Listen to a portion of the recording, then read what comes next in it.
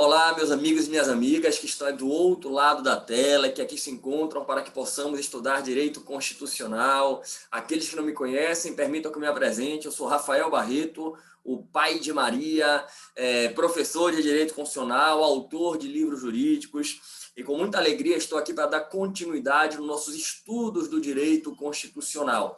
No encontro de hoje, eu vou seguir estudando o tema Constituição. Aqueles que estão aqui nesse momento, chegando por agora, já tivemos outras aulas em torno do tema Constituição. Se eu não estou enganado, hoje já é a quarta aula sobre a teoria da Constituição, e já permite dimensionar para vocês a proposta desse curso que estamos ministrando, né? Realmente é um direito constitucional de uma maneira muito mais ampla, muito mais aprofundada, né?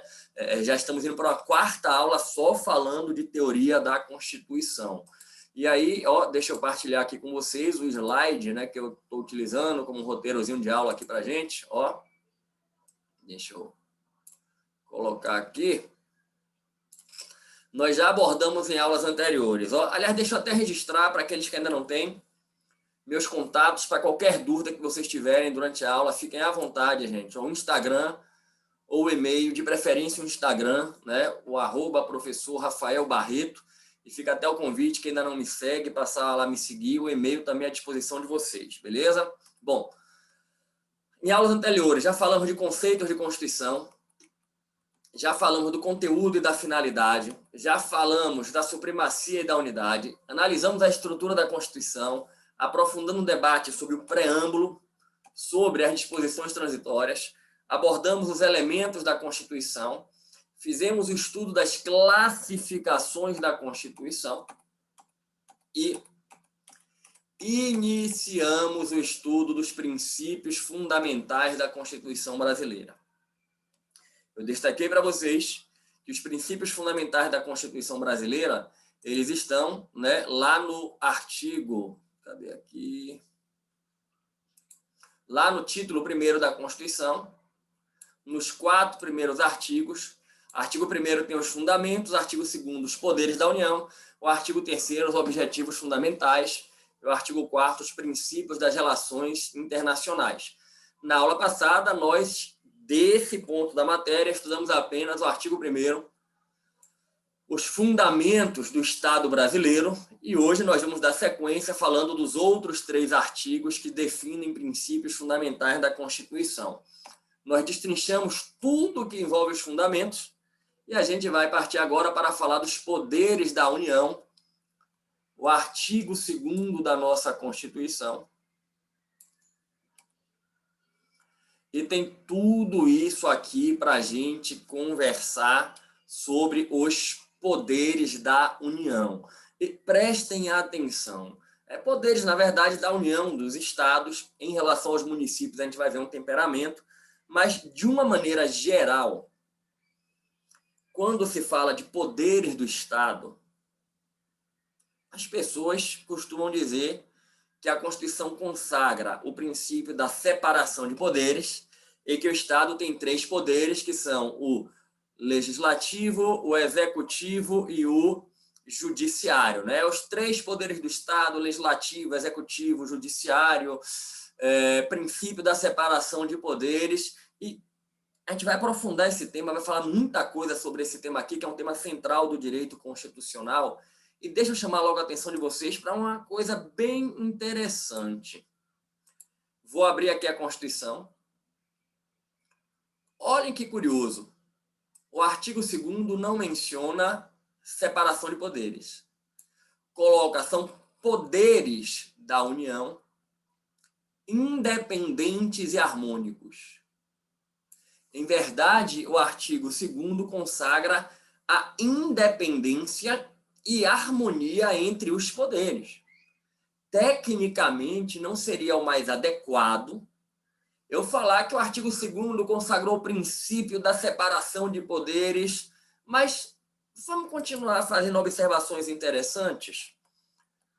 Quando a Constituição se refere às cláusulas pétreas, lá no artigo 60, olhem só, parágrafo 4º, deixa eu pegar aqui. Artigo 60, parágrafo 4º. Não será objeto de deliberação a proposta de emenda tendente a abolir a separação de poderes. Olhem que coisa curiosa. A cláusula pétrea menciona a separação de poderes, mas lá o princípio fundamental não é separação, é independência e harmonia. Não anote o que eu vou falar agora não, que depois eu tenho que ajustar, mas a gente poderia dizer então, de repente, que tem dois princípios. Princípio da separação de poderes e princípio da independência e harmonia entre poderes. Mas eu pedi para não anotar porque, em verdade, é um princípio só, que num primeiro momento, numa primeira formulação, ficou consagrado como princípio da separação de poderes, mas depois evoluiu para independência e harmonia entre os poderes. E isso eu pretendo aprofundar aqui com vocês. Inclusive, deixa eu colocar o slide na tela só para já ir ativando aí, né, o estudo de vocês. Reparem que eu coloco aqui: o poder é um só, divisão orgânica e funcional, independência e harmonia versus separação. E deixa eu chamar a atenção de vocês. Esse é um dos temas mais importantes do estudo do direito constitucional. E para quem pretende ir para uma prova de concurso, tipo uma prova objetiva, dá uma lida no artigo 2º, acabou, respondeu em prova. Para quem vai enfrentar provas mais complicadas, de nível mais profundo, já pensando aí numa discursiva, no oral, aí tem que ampliar um pouco o conhecimento, tem que aproveitar um pouco do que eu vou estar expondo aqui. E quem pretende efetivamente aprofundar direito constitucional, professor, eu vou passar no concurso e vou depois ministrar aula de direito constitucional, que aí tem que dominar esse tema, deixa eu contar uma coisa para vocês, tá? Sem estar aqui, pelo amor de Deus, não é criticando os manuais de direito constitucional, não é isso não, gente. Mas preste atenção, a base disso não é direito constitucional. A base disso é ciência política.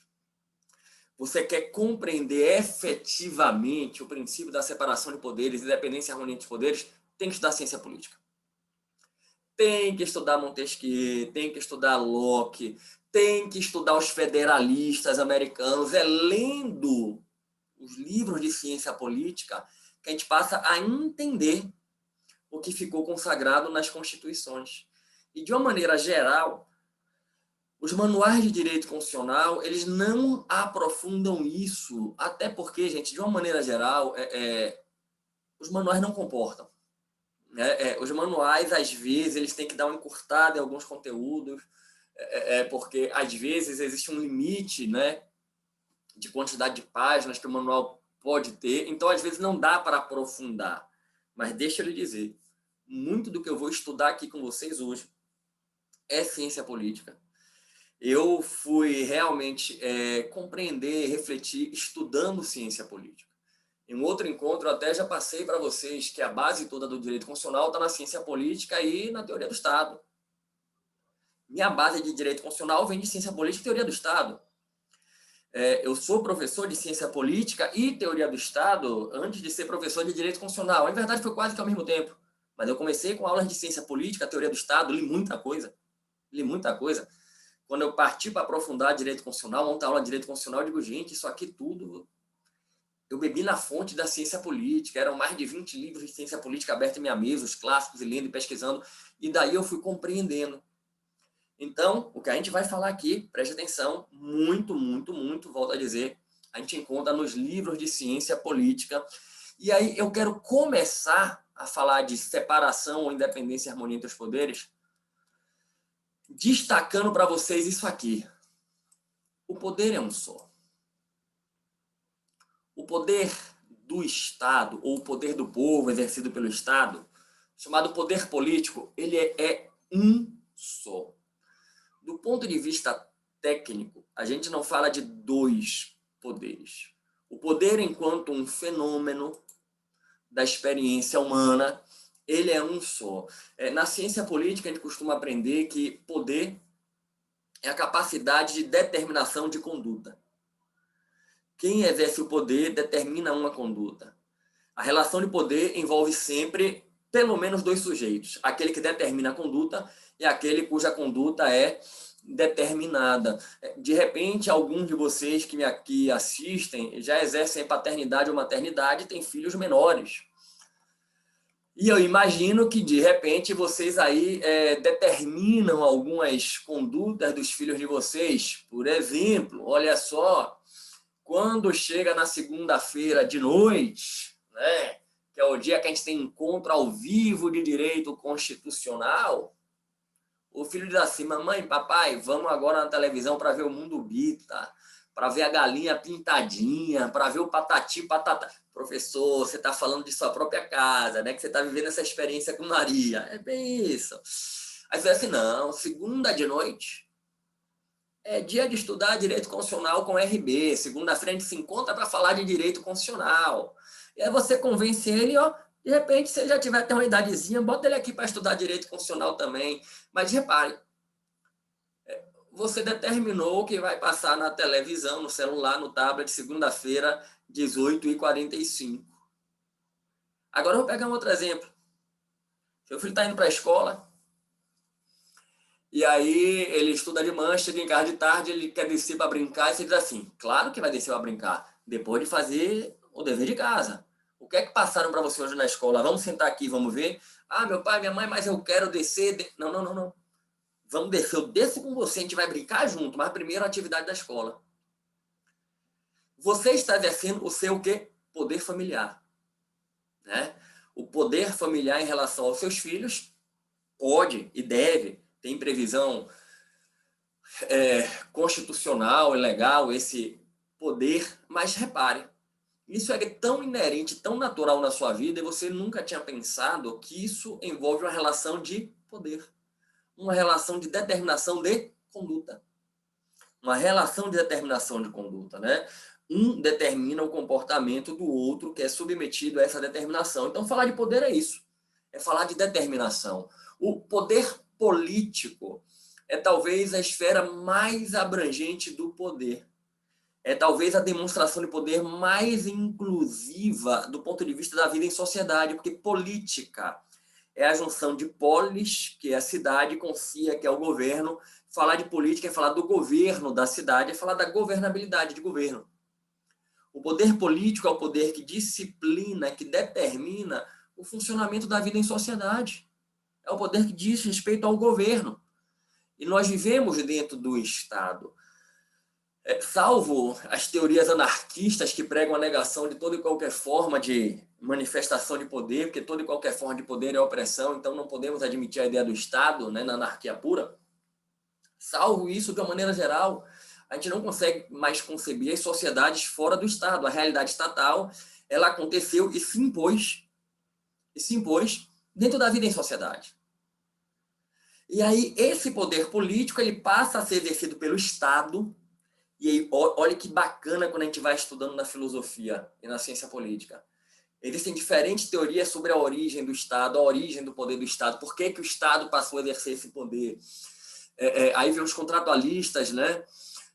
Os liberalistas, alguns vão dizer... Rousseau vai falar que foi algo meio que natural, um processo natural de transferência desse poder para o Estado. Mas a visão de Locke é muito interessante. Quando a gente pega o Leviatã, o Locke propõe... Locke não, o Hobbes vai propor, gente, perdoe, a visão do Hobbes.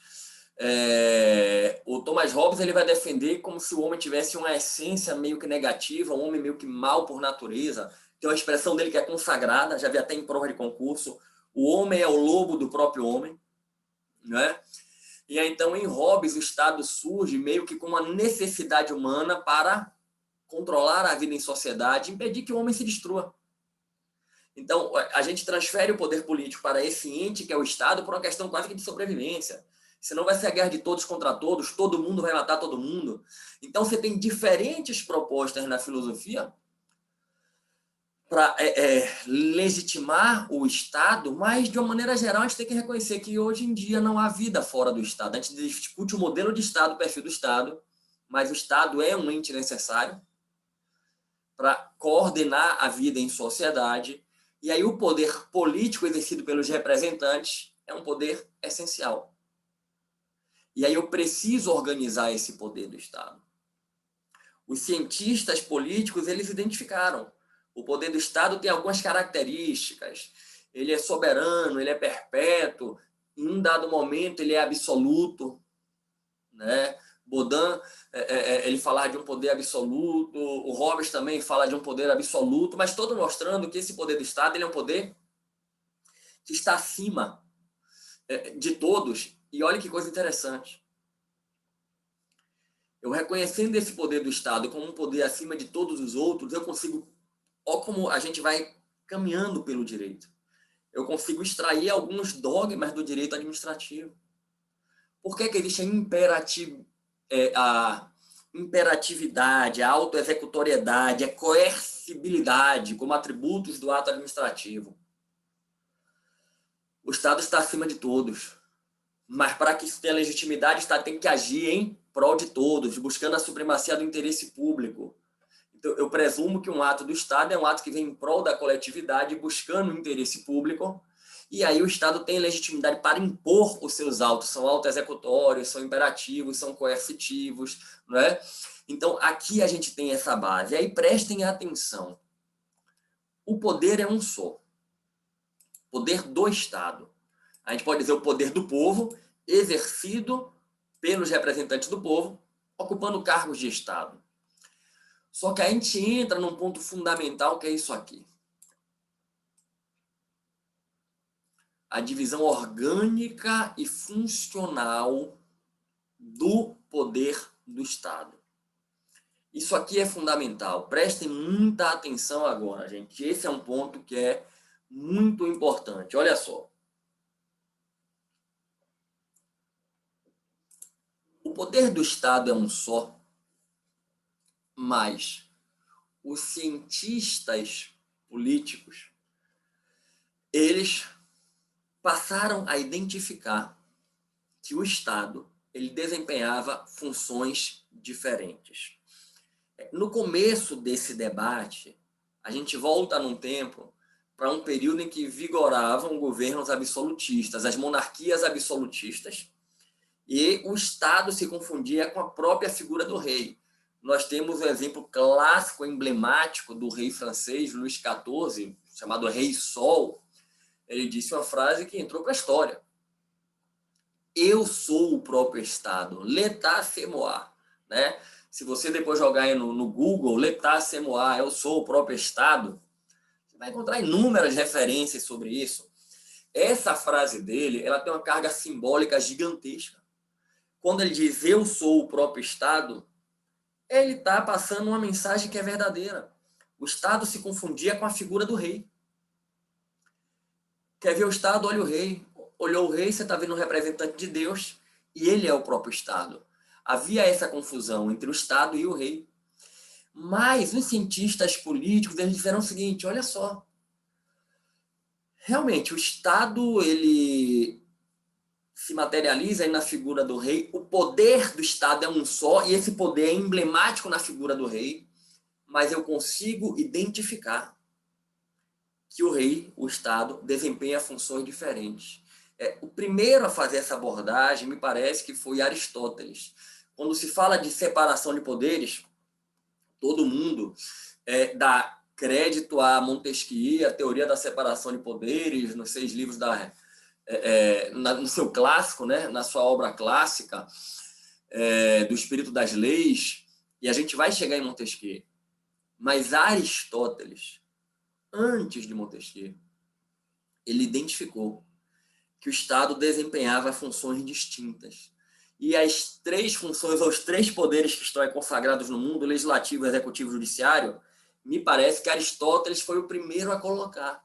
Aristóteles disse, olha, eu consigo identificar que tem hora que o Estado, o rei, ele atua elaborando as normas que disciplinam a vida em sociedade.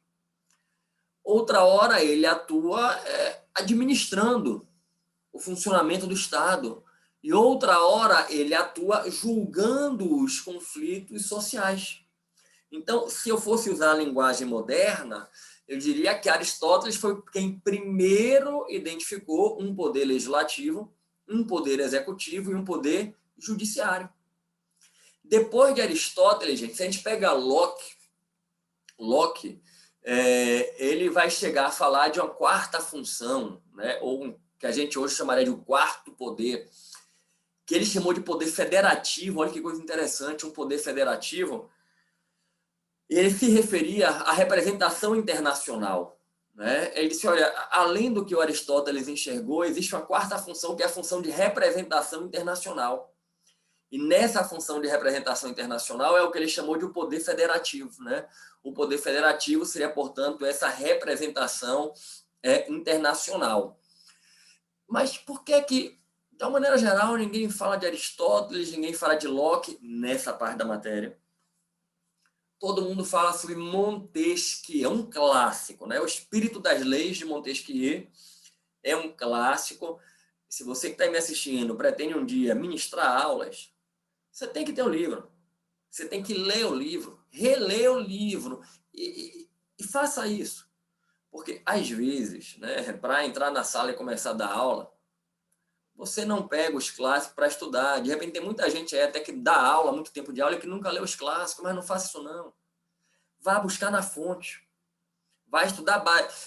Não verifique o que Montesquieu falou porque você leu em um outro livro. Você pegou um ápode de um livro. Não. Pega o livro dele e lê de ponta a ponta. Depois de um certo tempo, já com um pouco mais de conhecimento, mais maturidade, lê de novo de ponta a ponta. Né, para ir compreendendo o que ele propôs. E Montesquieu é tão celebrado porque ele deu uma grande contribuição a partir do que Aristóteles e Locke já tinham trazido.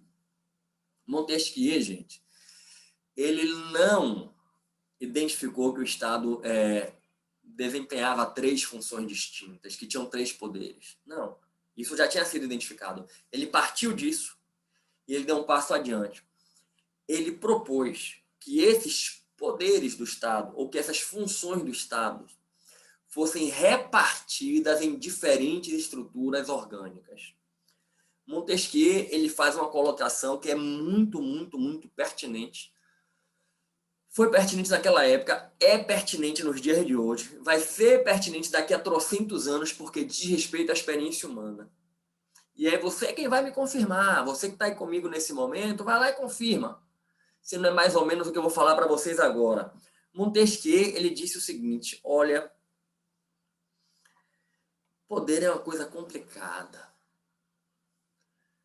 É da própria natureza do poder que todo aquele que exerce o poder tende a oprimir.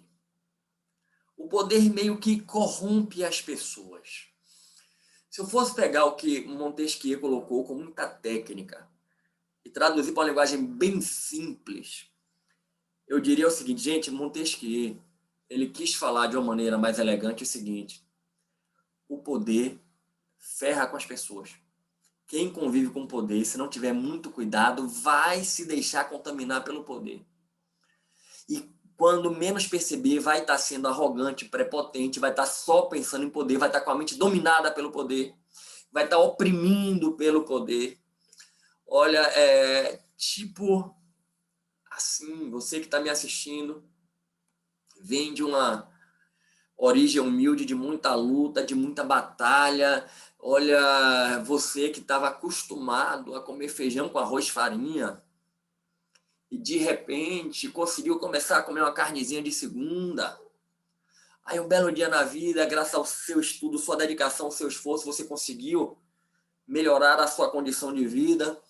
E de repente você que está aí se preparando para um concurso de altíssimo nível, passou, foi aprovado, tem um cargo de uma grande estatura no sistema da administração pública, recebe um belíssimo salário e agora, graças a Deus, em sua casa você está comendo filé mignon.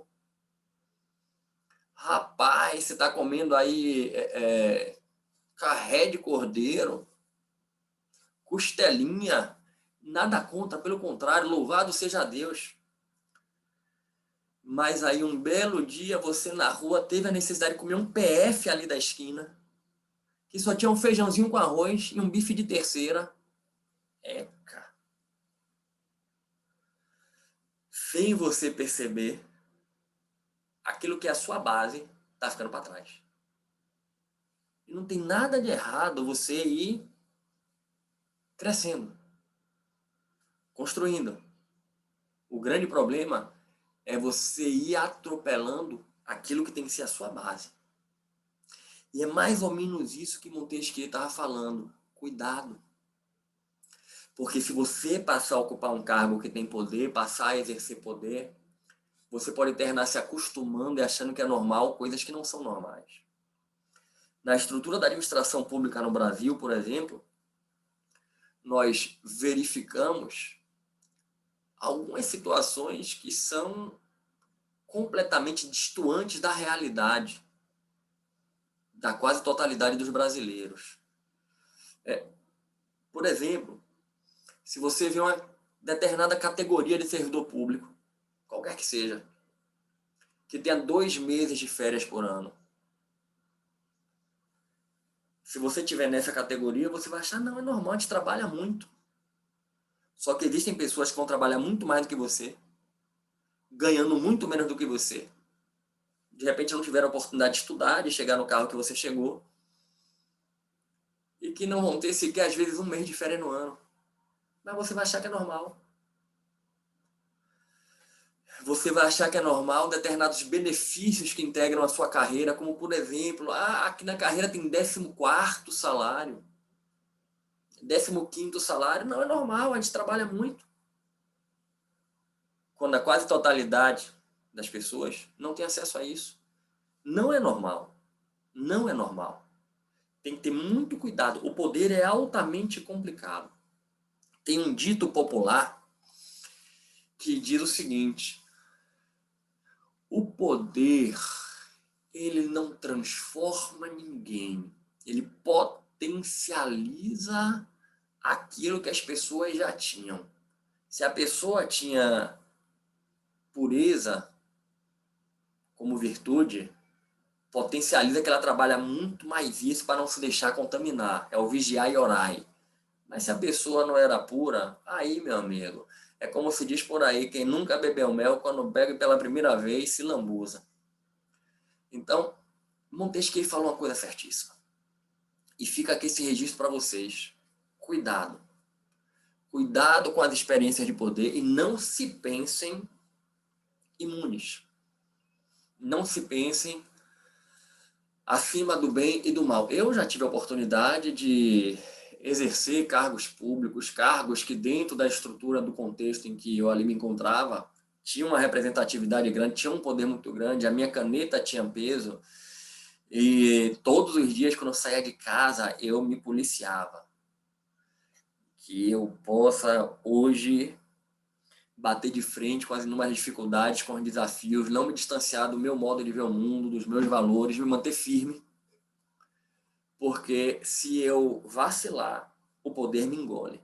E não pense que o poder te engole pelo dinheiro. Não, o poder te engole por aquilo que eventualmente é a sua fraqueza.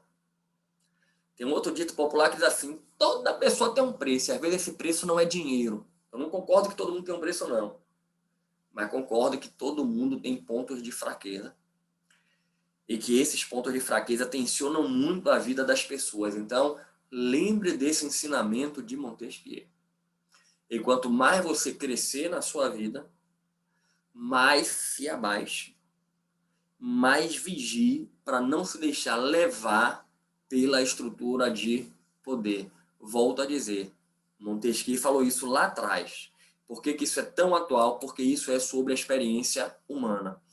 E aí, trazendo um pouco mais de Montesquieu dentro da teoria política do funcionamento do Estado. Aí Montesquieu diz o seguinte: todo aquele que exerce o poder tende a oprimir. Se o poder do Estado for exercido por um único agente, como nós temos hoje na estrutura da monarquia absolutista, amigo, estamos complicados.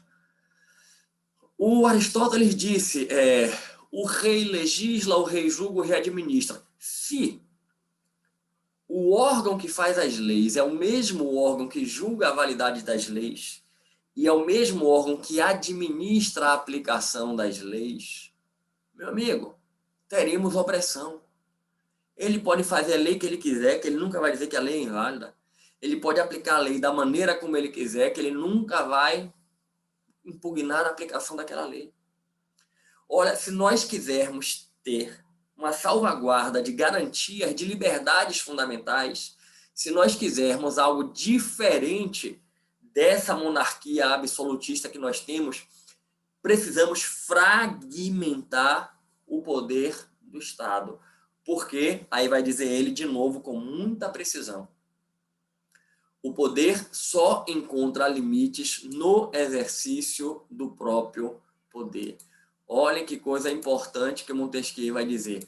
O poder só tem limites no próprio poder. A única maneira de limitar o poder é fazendo com que ele bata de frente com o poder. Considerando que o poder do Estado é um só existe uma maneira de limitar esse um só. Fragmentar o exercício desse poder. E aí o Montesquieu vai dizer o seguinte, gente, o órgão que legisla não pode ser o órgão que administra. Não pode ser o órgão que julga. Nós temos que pegar esse poder do Estado e fragmentá-lo em diferentes estruturas orgânicas. E cada estrutura orgânica vai ter a função especializada. Entrando aqui nos slides, Montesquieu vai propor o que nós denominamos de divisão orgânica e funcional do poder. Que eu posso chegar aqui e anotar para vocês, gente, e dizer o seguinte, olha só, cada função estatal deve ser atribuída a uma estrutura orgânica. E o que eu estou chamando aqui de estrutura orgânica é o que a gente modernamente vai chamar de poder, com P maiúsculo. A uma estrutura orgânica distinta. Já trazendo para a linguagem dos sistemas funcionais, a função legislativa vai ser atribuída a um poder legislativo.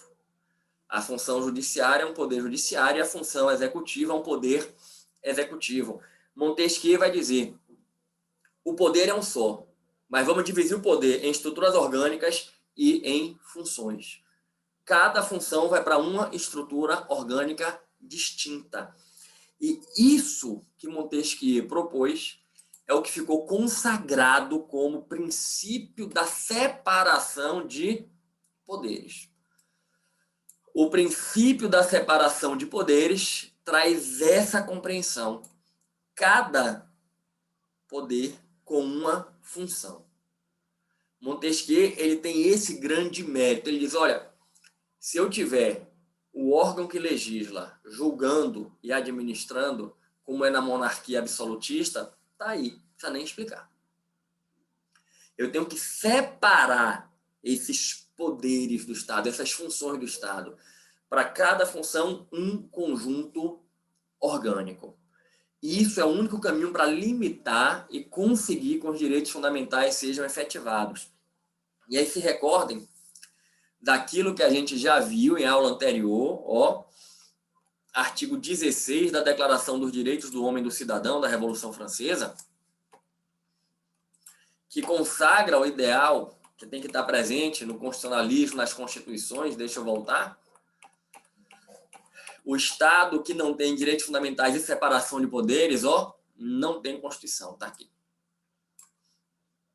Artigo 16 da Declaração dos Direitos do Homem e do Cidadão. Toda a sociedade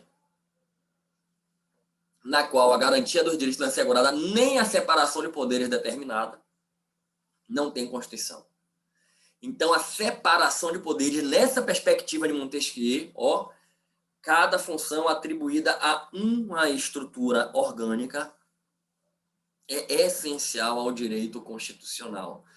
E o professor Paulo Bonavides, eu particularmente tenho na conta como o maior nome do nosso direito constitucional, ele, nos seus livros, ele sempre defendeu a separação de poderes é a maior garantia de um Estado constitucional. A maior garantia do Estado constitucional é o princípio da separação de poderes. Agora, prestem atenção.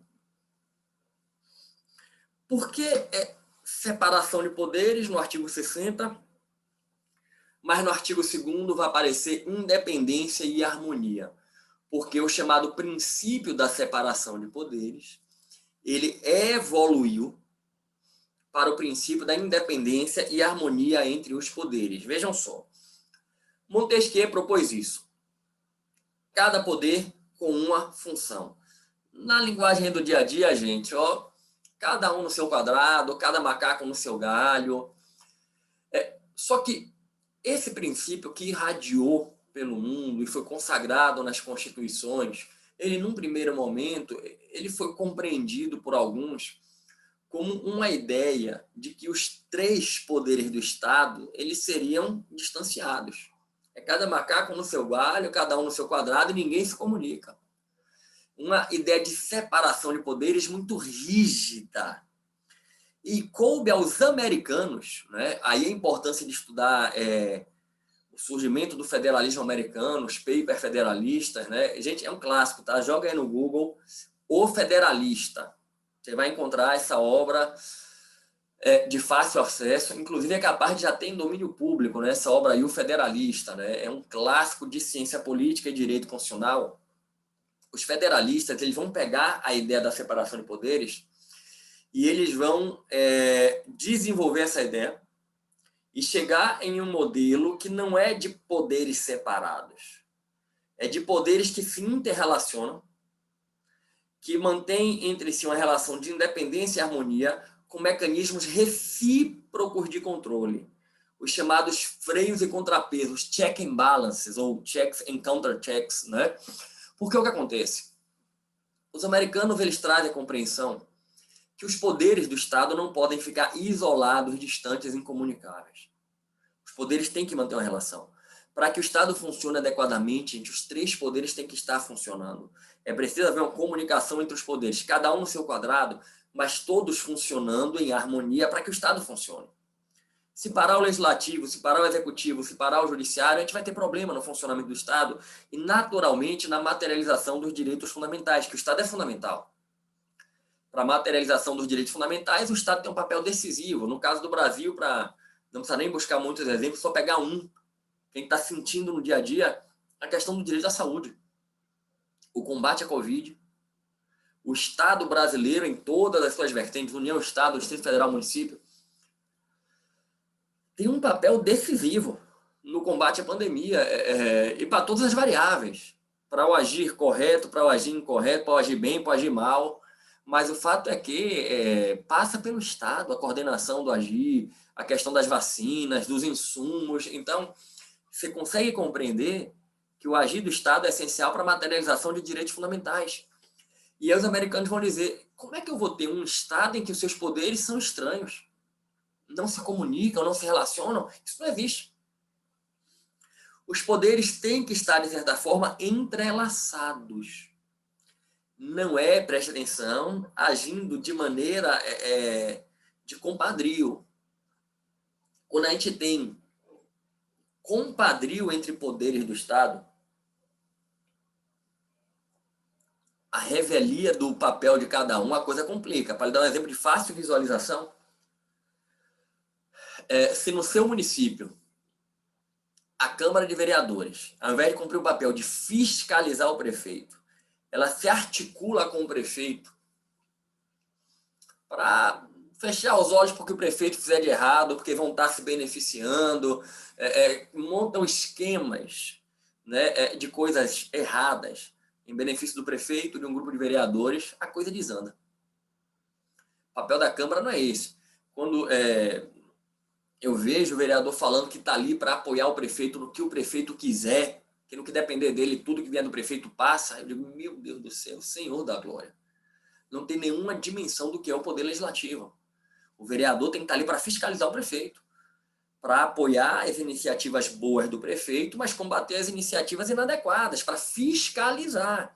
Esse é o papel. Aí quando você, em vez de ter isso, ter esse alinhamento total, esse alinhamento às vezes é obtido por meios não republicanos, para usar uma expressão que está na moda, é o ajuste coalizão.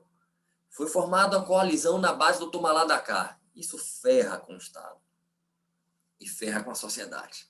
Não pode haver esse modelo. Não pode haver esse modelo. O modelo que tem que existir é cada poder cumpre o seu papel, ponto. um vai fiscalizar o outro e todos vão agir de acordo com a Constituição. E aí os americanos vão dizer, não podem ser poderes estanques, que não se comunicam. Tem que se relacionar, tem que ter zonas de comunicação, não é zonas de compadrio, é zonas de comunicação. E aí presta atenção, como o Montesquieu colocou, poder encontra limite num poder, um poder tem que limitar o outro, os poderes vão se relacionar, mas vamos criar limites recíprocos entre eles. Nós vamos criar um sistema de freios e contrapesos, onde um poder vai ser o freio do outro, mas vai ter no outro o contrapeso. Eu vou limitar você e você vai me limitar. E aí nós temos no sistema constitucional inúmeros exemplos de sistemas de freios e contrapesos. Inúmeros exemplos de controle recíproco entre os poderes. Gente, preste atenção. O poder legislativo aprova a lei, o poder executivo tem um poder de veto. Ele pode vetar uma lei. É verdade que não é definitivo. O parlamento pode derrubar o veto, mas aí já se exige um quórum qualificado. Tem que ter maioria absoluta para conseguir derrubar o veto. Tem que ter maioria absoluta para derrubar o veto. O poder legislativo pode convocar membros do poder executivo para prestar informações. Vem cá, pode convocar um ministro de Estado, um secretário de Estado, um secretário de município. Vem esclarecer essa situação aqui. Isso faz parte do sistema de freios e contrapesos. O poder judiciário ele pode invalidar as leis. Ele pode invalidar os atos do poder executivo. Mas a cúpula do poder judiciário, o processo de definição dos membros, passa pelos dois poderes. O poder executivo que indica ministro do Supremo com aprovação do Senado Federal. É um modelo de equilíbrio. Eu vejo muitas pessoas questionando esse modelo, né, de indicação do ministro do Supremo. É um processo político. O presidente nomeia. Tem que aprovar no Senado. Eu, particularmente, eu acho que é cabível aperfeiçoar esse modelo, talvez restringir um pouco o universo de escolha, a partir de algumas indicações prévias, mas, particularmente, eu acho que é um modelo de equilíbrio, que faz parte do sistema de freios e contrapesos, e que impõe responsabilidade a quem vai nomear, que é o presidente, e a quem vai aprovar, que é o Senado. Da mesma forma, esse modelo também se aplica ao Ministério Público. O chefe do Ministério Público Brasileiro, o Procurador-Geral da República, nomeado pelo presidente, com a aprovação do Senado Federal. Algumas pessoas criticam esse modelo, dizem que não deveria ter esse processo político. Eu, particularmente, eu reflito um pouco sobre isso. O Procurador-Geral da República, ele é mais do que o chefe do Ministério Público, ele entra dentro dessa estrutura de freios e contrapesos. A gente vai falar sobre o Ministério Público um pouco aqui na aula, vai ser um dos pontos do slide, né? Vai ser um dos pontos, né, do nosso slide. Agora, o poder que o Procurador-Geral da República exerce enquanto chefe do Ministério Público é gigantesco. É gigantesco. Ele tem a possibilidade de interferir no cumprimento de suas funções no âmbito do funcionamento dos poderes políticos. O Procurador-Geral da República, gente, é titular da persecução penal contra o presidente da República, contra um deputado, um senador. O ministro Supremo é titular da competência para julgar o presidente, um deputado, um senador. E aí você diz, pois é, professor, e como é que pode? É o Senado quem aprova? Eu já olho com outro olhar. Se eu fosse um senador da República, eu ia achar muito bom essa competência ser minha, porque ia me dar a possibilidade de, com muita racionalidade, colocar alguém que tem perfil para estar ali, de equilíbrio, de sensatez. Eu jamais ia indicar alguém que não tivesse temperança. Né? Eu fico imaginando, é um fato público notório, houve certa vez a divulgação de um episódio de que um procurador-geral ele teria dito que ele tinha pensado em matar um ministro do Supremo Tribunal Federal. Esse foi um fato público, ele próprio declarou isso. Eu fico imaginando na cabeça de um senador da República que aprovou essa indicação. Rapaz, alguém que diz que chegou aí armado para matar um ministro no tribunal. esse alguém tinha a titularidade do poder de entrar com ação contra mim. E se ele um dia acordasse de mal comigo e começasse a me perseguir? Eu fico imaginando o presidente que chancelou essa nomeação, que indicou, dizendo, rapaz, eu indiquei uma pessoa que disse publicamente que foi com arma para matar um ministro no tribunal e depois se matar, talvez. Ele tinha poder para abrir processo contra mim. Vejam a dimensão do poder que tem essa autoridade para entender o tamanho da responsabilidade de quem vai fazer a indicação. Aí você passa a entender que realmente são cargos, ministro do Supremo, procurador-geral, que fazem parte desse contexto do grande poder do Estado e entram nesse sistema de check and balance, de freios e contrapesos. E aí a questão do mandato é importante. Eu até acho, né, mas aí em um outro momento a gente reflete sobre isso, quando chegar lá na frente das aulas de Poder Judiciário, que ministro do Supremo não deveria ser vitalício, não. Deveria ter um mandato longo, extenso, mas não deveria ser vitalício, não, porque cai naquilo que o Montesquieu já dizia. Todo aquele que exerce poder, com o tempo, tende a se exceder no exercício do poder, a oprimir no exercício do poder, né? Mas isso tudo, gente, para que a gente compreenda essa ideia que os americanos disseram. Os poderes não serão estanques. Os poderes vão se comunicar, mas vamos criar controles recíprocos. O veto é um instrumento de controle recíproco. O procedimento de escolha de um ministro do Supremo, de um procurador-geral da República, são instrumentos de controle recíproco. São instrumentos de controle recíproco. A gente vive um período no Brasil em que muitos falam de um ativismo judicial exacerbado. Talvez vocês que me acompanham aí falem disso. Professor, existe mesmo um ativismo. Se algum de vocês que me acompanha já viveu ou vive a experiência de integrar a estrutura da administração pública, por exemplo, vou lhe dar aqui uma situação, exemplo, que envolve a minha experiência de vida profissional. Se você exerce uma atividade de consultoria, procuradoria jurídica, em um ente municipal, que é o ente menor. Eu já fui procurador-geral de município, já dei consultoria a município. Talvez você já tenha se deparado com situações em que você vê procedimentos desarrazoados por parte do Ministério Público, em que você vê o Poder Judiciário com algumas decisões que você diz assim, é inexequível. E aí surge um ativismo, surge uma discussão sobre o ativismo, e aí surge a seguinte questão. Quem controla o controlador? Se eu for potencializar, quem faz controle sobre o Supremo Tribunal Federal? A gente vive um momento em que se critica muito o Supremo Tribunal Federal, alguns chegam ao ponto de falar coisas completamente inadequadas sobre o tribunal, né? Mas aí entra uma questão que é uma questão fundamental.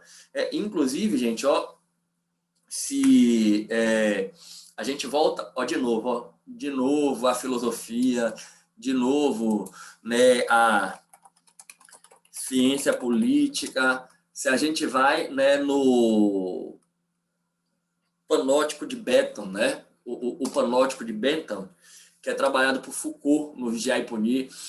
Vigiar e Punir, gente, é um livro clássico, né? É um clássico de Foucault, né? É um clássico de Foucault, e apesar de ser uma obra que tem uma vertente penal, né? É um estudo sobre evolução histórica da legislação penal, métodos científicos, coercitivos do direito penal, de certa forma, também adentra um pouco em questões de ciência política sobre o poder, né? De questões sobre o poder. E em Foucault, ele retoma o projeto do panóptico, né, de Bentham, e o que vem a ser esse panóptico que o Jeremy Bentham, ele trabalha na filosofia, na ciência política. Gente, Bentham, ele utiliza panóptico, óptico de ótica, pan no sentido de potencializado, né? Ele idealiza um modelo de penitenciária, né? Ele fala assim, a penitenciária ideal é uma penitenciária que permite a um único vigilante observar todos os prisioneiros. É como se você tivesse a estrutura do presídio posta de tal maneira que basta ter um agente penitenciário fiscalizando todos ali. E ele desenvolve como é que é esse modelo, né? Ele bota lá, né, um modelo onde, a depender da posição, da entrada da luz, etc e tal, um único vigilante consegue observar todos os prisioneiros, saber os que estão na cela, os que estão fora da cela. E aí a grande questão que é posta no Panóptico de Bentham, na filosofia, é a seguinte: quem vigia o vigia. Olhem que questão interessantíssima. Olhem que questão interessantíssima. O vigia consegue vigiar todo mundo. Mas quem vigia o vigia? Quem fiscaliza o grande fiscal? Se eu trouxer isso aqui dentro da discussão do ativismo, quem controla o Supremo? Quem controla o Supremo Tribunal Federal? É a questão fundamental do Panóptico de Bentham que Foucault recupera em Vigiar e Punir. Em Vigiar e Punir. Olha que coisa sensacional. O como a gente traz isso para os dias de hoje. Para os dias de hoje. Quem controla o Poder Judiciário? Eu vou até além. E o Ministério Público? Quem controla o Ministério Público? E, gente, freios e contrapesos. Em última instância, o controle da atuação do Supremo deve passar pelo relacionamento com os poderes políticos, sim, com o Congresso Nacional, com a Presidência da República. Existe o controle da sociedade aberta de intérprete, mas para vocês compreenderem, os poderes devem ser independentes e harmônicos, nenhum está acima do outro. Quando um poder começa a interferir demais no funcionamento do outro, adentrando espaços que não lhe são próprios, a coisa desanda. Nenhum poder pode se colocar como salvador da pátria. Se você tem um dos poderes achando que a salvação da humanidade passa por ele, qualquer que seja, vai dar errado. É cada um no seu quadrado. Os americanos, eles temos que ter instrumentos de freios e contrapesos, cada poder fazendo o seu, e vai ficar bem. Se algum deles tentar se colocar como o mais importante, a coisa não vai funcionar. A coisa não vai funcionar. Se a gente fizesse uma leitura das decisões do Supremo Tribunal Federal nos últimos anos, a gente percebe que em alguns momentos o Supremo tem avançado um pouco. Existe sim uma certa atividade maior por parte do Supremo Tribunal Federal, e isso vai gerando algumas discussões. E aí vem a reação dos poderes políticos. Você tem um backlash. A gente tem um caso emblemático de backlash no Brasil, que é o da vaquejada. O Supremo Tribunal Federal declarou a inconstitucionalidade de leis estaduais que disciplinavam a vaquejada. O Congresso Nacional reagiu, passou uma emenda constitucional retomando a validade da vaquejada. Já o Supremo derrubou as leis, eu vou botar na Constituição. Não está na Constituição, está liberada a vaquejada, mas o que se colocou no texto constitucional é a base para a vaquejada. Aí houve a ADIM da vaquejada, né, que estava em pauta de julgamento em 2020, né? Se eu não estou enganado, acho que em outubro seria julgada a ADIM da vaquejada, terminou meio que saindo de pauta de julgamento, essa questão aí da vaquejada. E isso tudo, gente, é para dizer o seguinte: 3 poderes, independentes, harmônicos, cada um fazendo o seu papel. Nenhum querendo se colocar acima do outro. Nenhum querendo dizer a salvação da humanidade passa pelo meu papel. Para quem vive o dia a dia da realidade municipal, às vezes você tem membro do Ministério Público local ou juiz local querendo mandar no prefeito, querendo governar a cidade. Não vai dar certo. Não vai dar certo. Não vai dar certo. O judiciário dá uma grande contribuição para o funcionamento do Estado brasileiro se ele cumpre o seu papel nos seus limites, se ele julga. Nós estamos vivendo um período em que os poderes não políticos, eu botei no plural porque além do judiciário, eu vou inserir na aula, vocês vão ver eu chegar nesse ponto, o Ministério Público, estão adentrando em espaços políticos que não são próprios. Começam a sufocar a atividade política. E isso é ruim. Botem uma coisa na cabeça de vocês.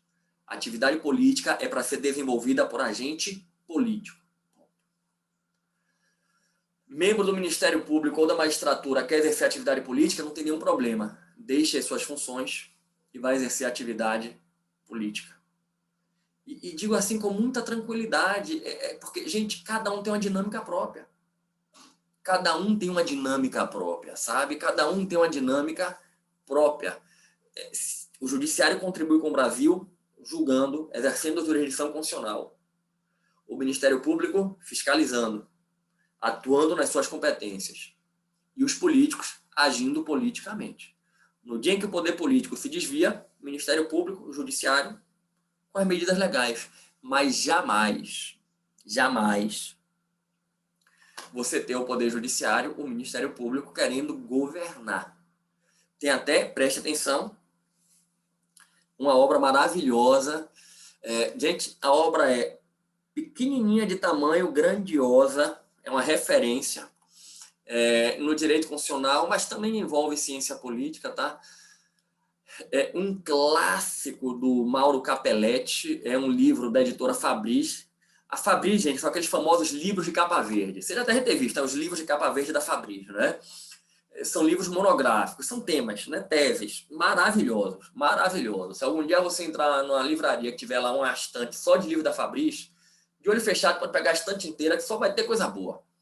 E Capelletti é um clássico, né? Capelletti é extraordinário, tem várias obras fantásticas. Juízes Legisladores, fantástico.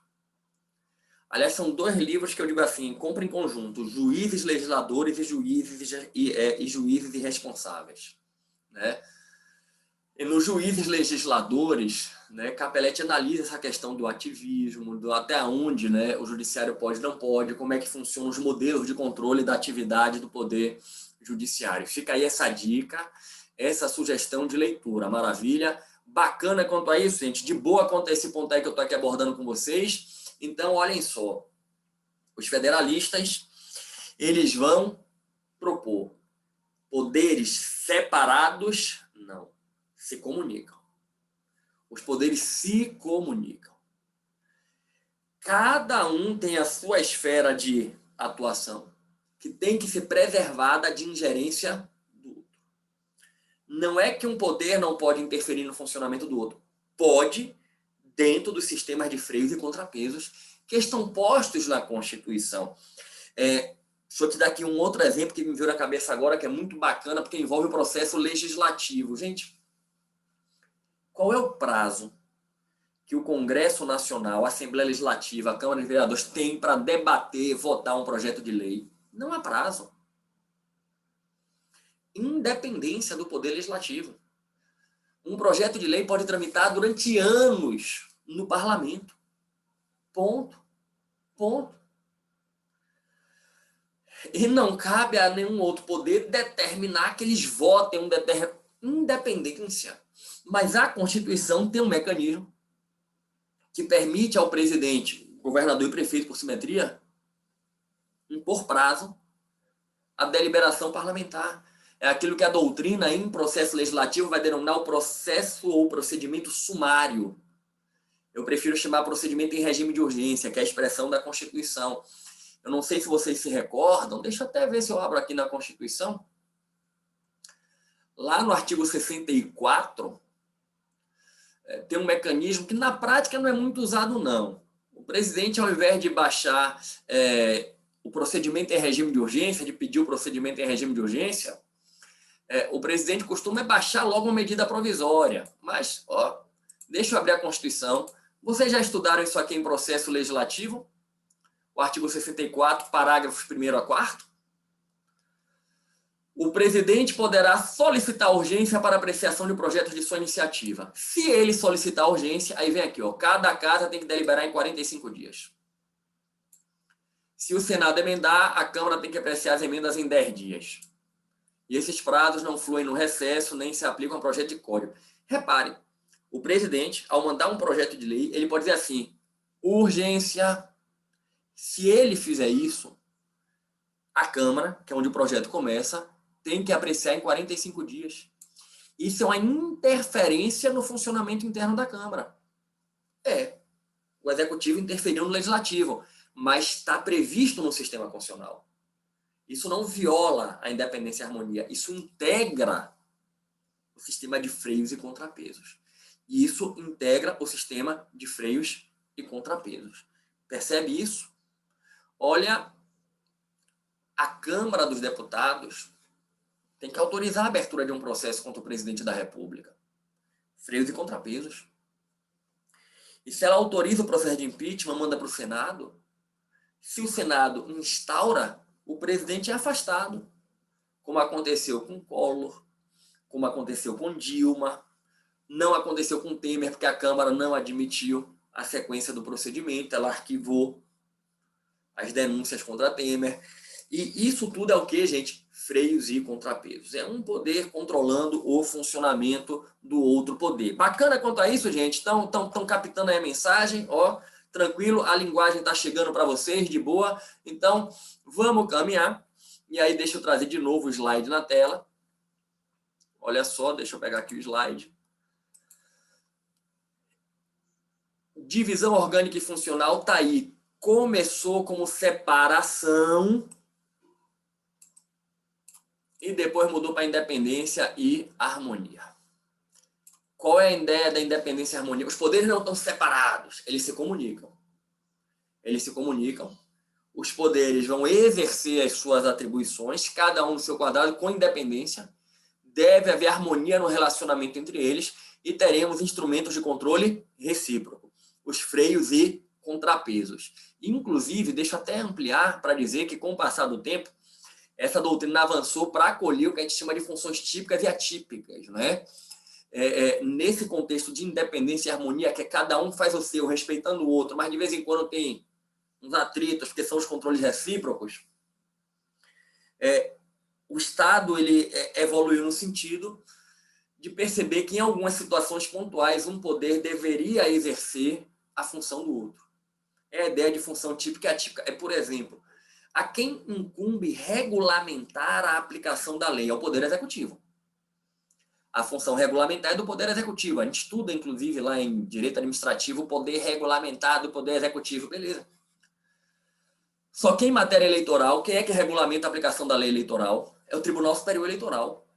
É o Judiciário exercendo essa função regulamentar. Por que o TSE é quem regulamenta a legislação eleitoral? Por que não é o presidente? É porque, gente, o presidente é um agente político. O executivo é poder político. E regulamentar a legislação eleitoral impacta na disputa eleitoral, impacta no processo político. Então, houve a compreensão que era mais interessante não entregar para o poder político a regulamentação da lei eleitoral. E se entregou ao Poder Judiciário. Então, excepcionalmente, a gente tem o Poder Judiciário exercendo essa função normativa. A gente tem o Poder Legislativo julgando. O Senado julga as maiores autoridades da República nos crimes de responsabilidade. É o Senado quem julga o processo de impeachment do presidente. É o Senado quem julga o Procurador-Geral da República num processo para apurar crime de responsabilidade. É o Senado quem julga um ministro do Supremo num processo para apurar crime de responsabilidade. Então, temos essas funções típicas e atípicas integrando esse modelo. E aí eu quero agora falar com vocês sobre as garantias institucionais dos poderes. E eu vou destacar para vocês que as garantias institucionais dos poderes, elas estão aí entrelaçadas com a preservação da independência de cada poder. Gente, preste atenção. Garantias institucionais, não confunda com privilégios, tá? São garantias que existem para assegurar o livre funcionamento, o desempenho das atividades de instituições. No caso aqui, dos poderes. Para que o Poder Executivo possa desempenhar as suas funções com total independência em relação aos outros poderes, nós vamos dotar o Poder Executivo de algumas garantias. Para que o Poder Legislativo possa desempenhar as suas funções com total independência, livre de interferências externas indevidas, nós vamos dotá-los de garantias. E assim também o Poder Judiciário. É por isso que quando a gente vai para a Constituição, a gente encontra garantias institucionais no Poder Legislativo, no Poder Executivo, no Poder Judiciário. As garantias institucionais não são benefícios de ordem pessoal de quem integra a estrutura do poder. Preste atenção, você que está aqui me assistindo, que almeja ingressar na magistratura, você pretende ser juiz. Certamente você já estudou e sabe que a Constituição assegura as garantias dos juízes. Os juízes gozam das garantias da vitaliciedade, da inamovibilidade, da irredutibilidade. E, em verdade, apesar de estar escrito ali das garantias dos juízes, são garantias institucionais do Poder Judiciário. Não são benefícios de ordem pessoal de um juiz, não. São garantias institucionais para que o Poder Judiciário possa desempenhar as suas funções livre de interferências. Gente, a inamovibilidade tem uma importância gigantesca. Você que está aqui me assistindo, passa no concurso da magistratura estadual, se tornou o famoso juiz de direito. Né? Você é juiz em um determinado município, vai para o interior do estado, e aí chegando lá no interior do estado, tem uma vara única, você atua nessa vara única com outros magistrados, e aí nessa vara única, meu amigo, chegam aquelas ações que envolvem os agentes políticos, né? Ação de improbidade contra o prefeito. E aí, preste atenção, você tem ali um Ministério Público muito atuante, chegam as ações de improbidade e vai para você ali, e você muito comprometido com a legalidade constitucional, não tem conversa, o que tiver errado, está errado e acabou. Se tiver que condenar por improbidade, vou condenar, se tiver que afastar, vou afastar, se tiver que decretar indisponibilidade de patrimônio, vou decretar, suspender direito político, vou suspender, não tem conversa. Você está fazendo certo, mas saiba que é possível que forças políticas nos bastidores trabalhem para te tirar dali. Rapaz, tira esse juiz daqui da cidade, pelo amor de Deus. Tira esse promotor de justiça aqui da cidade, pelo amor de Deus. Porque quem não é certo não quer ter um órgão de controle a pessoa que é correta. E aí começa a vir pressão de tudo quanto é jeito para tirar você dali. E pode acontecer de dentro da estrutura da sua carreira, lá em cima, começar a chegar os pedidos, a pressão para te tirar. E se lá em cima não tiver gente séria, e nem sempre tem, na quase totalidade das vezes tem, mas pode acontecer de ter gente que não é correta, que diz assim, vamos dar um jeito de tirar. Está complicando um amigo nosso. Olha a importância da garantia da inamovibilidade. Eu estou aqui, daqui eu não saio. Eu só vou sair se acontecer uma situação grave, se houver um interesse público em me remover. Mas eu não vou sair daqui porque eu estou desagradando pessoas que não são corretas. Esta garantia ele dá tranquilidade para exercer a sua função.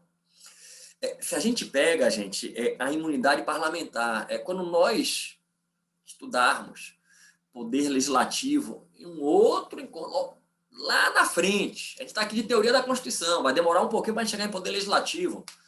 Quando a gente chegar lá, que a gente vai aprofundar as imunidades parlamentares, mas deixa eu lhe contar a origem do Instituto das Imunidades Parlamentares, que é algo muito interessante, mas muito interessante mesmo, gente.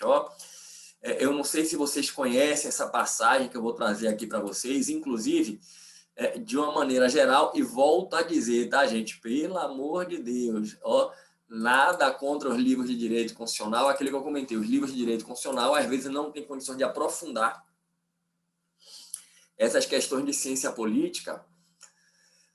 O que eu vou passar aqui agora para vocês, a origem do Instituto das Imunidades Parlamentares, a gente aprende estudando ciência política.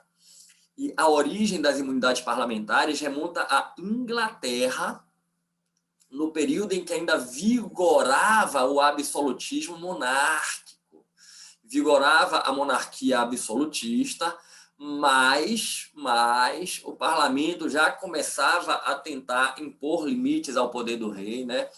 O parlamento já trabalhava no sentido de impor limites.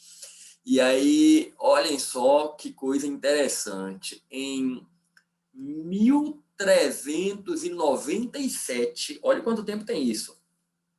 Em 1397, o então rei da Inglaterra mandou prender um deputado que apresentou uma proposta que reduzia o orçamento real.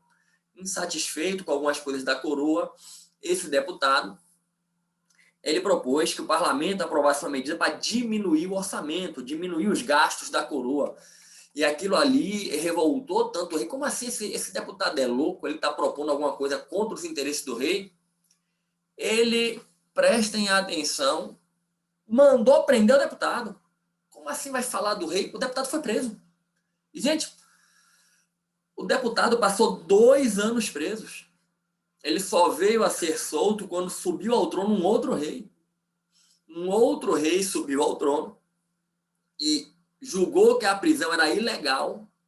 E naquele momento firmou-se o princípio de que membros do parlamento não poderiam ser responsabilizados legalmente por opiniões, palavras e votos no exercício das funções. Olha só, eu faço uma proposta que desagradou o governante, eu vou ser preso? Olha que absurdo. Olha que absurdo. Mas isso aconteceu. E só quando outro rei subiu ao trono, e aí havia uma pressão muito grande, que ele tirou a prisão. E aí, tempos depois, vai ter um outro episódio que vai reforçar a ideia da imunidade, gente, também na Inglaterra. Em 1603, estamos falando de pouco mais do que 200 anos depois da primeira prisão, né? O então rei da Inglaterra determinou a prisão de um membro da Câmara, né, dos Comuns, um deputado, que emitiu opiniões contrárias aos interesses do rei. Mesmo contexto. O deputado criticou o rei, falou coisa que o rei não gostou, o rei foi lá e disse, prende o deputado. Pois, gente, o presidente da Câmara determinou ao carcereiro que soltasse o parlamentar. O carcereiro recusou, o carcereiro era funcionário do rei, e como isso gerou um embate, o presidente da Câmara mandou prender o carcereiro. E o carcereiro foi preso. E isso gerou um conflito direto da Câmara com o rei. E o carcereiro ficou preso e só foi solto quando o deputado foi liberado. A Câmara disse que a gente só vai soltar se soltar o deputado. E aí o rei teve que ceder à pressão. E aí, logo após o deputado ser solto, o parlamento aprovou uma lei proibindo a prisão de qualquer deputado sem prévia licença da Casa Legislativa. Olha que coisa. Quando a gente chega na Constituição brasileira e tem lá que nenhum deputado ou senador será preso, salvo em flagrante de crime inafiançável, ele diz assim, isso é um absurdo. Eu até acho que no contexto atual tem que ser repensado. O Instituto surgiu no período da monarquia absolutista. Hoje em dia é bem diferente. Hoje em dia você não tem um rei que oprime o parlamento. Às vezes o rei, o executivo, fica até refém de um parlamento de tomar lá da cá, às vezes, né? Procure ver como é a realidade no seu município, por exemplo. Então, olha a importância de eu compreender a origem. O rei foi lá e disse, o deputado falou uma coisa que eu não gostei, está preso. Aí a Câmara foi lá e partiu para cima. Solta. Ah, não vai soltar não? Cadê o carcereiro? Você está preso. O rei disse, vai prender o meu funcionário? Vou não, já fiz. Solte ele, não solto. Solte, não solto. O carcereiro só vai ser solto, senhor rei, quando você soltar o deputado. Como é que é? É isso mesmo. Ou solta o deputado ou não solta o carcereiro. E aí o rei teve que ceder à pressão. O carcereiro foi solto. E aí o parlamento aprovou a lei. Nenhum parlamentar pode ser preso sem prévia licença da Casa Legislativa. E, inclusive, olha a importância de eu compreender a história política da Inglaterra, gente. Até hoje, na Inglaterra, o rei e a rainha não entram na Casa dos Comuns. Não entra. Não entra. Uma vez no ano, quando da abertura da atividade, a rainha vai até o parlamento, mas ela não pode entrar na Casa dos Comuns. O parlamento lá é bicameral, é Casa dos Comuns e Casa dos Lordes. Ela chega à porta do parlamento, bate para entrar, pede permissão para entrar. Quando entra, a Casa dos Comuns, a porta é fechada, é como se dissesse, aqui você não entra. Aqui o rei não entra. Olha que coisa interessante. Tem até um documentário na Netflix, gente. Ó. Agora vai me faltar na memória o nome desse documentário, mas, se eu não me engano, é Segredos de Westminster. Procure no Netflix, The Secrets of Westminster. Eu acho que é isso. Westminster é o nome da praça, né? É a praça lá. É tipo assim, se fosse aqui no Brasil, Os Segredos da Praça dos Três Poderes. Se fosse no Rio de Janeiro, O Segredo da Praça da Cinelândia, né? Que já foi base de poder ali também. Porque Westminster é aquela praça ali, central na Inglaterra. Se alguém aí já teve a oportunidade de visitar Londres, já deve ter visto lá, né, onde tem ali o parlamento com o Big Ben. Ali é o bairro, a região de Westminster, e o coração político da Inglaterra está ali. E aí esse documentário é muito interessante, Os Segredos de Westminster.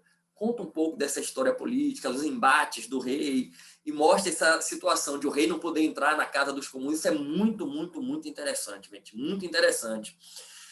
E aí, da Inglaterra é que vem esse legado da imunidade parlamentar. Eu volto a dizer, hoje seria importante revisitar, porque hoje a gente não vive mais uma era em que o parlamentar é oprimido, o presidente vai mandar prender o deputado que falou mal dele, o prefeito vai prender o vereador que falou mal dele. Não, hoje em dia isso não existe. Isso não existe. Mas percebam o como essas garantias institucionais são relevantes. Todos os poderes são dotados de garantias institucionais que servem para quê? Para assegurar o livre funcionamento, a independência face os demais poderes. Aí eu vou voltar lá no nosso slide para isso aqui.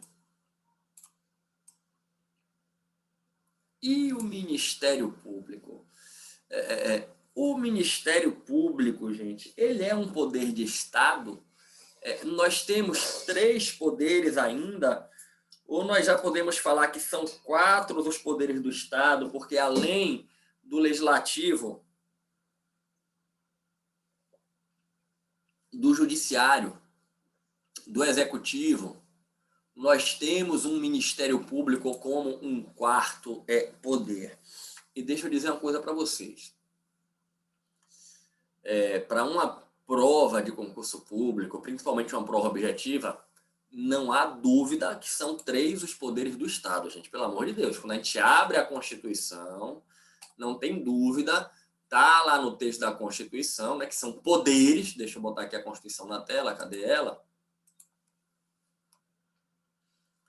Legislativo, Executivo e Judiciário, inclusive.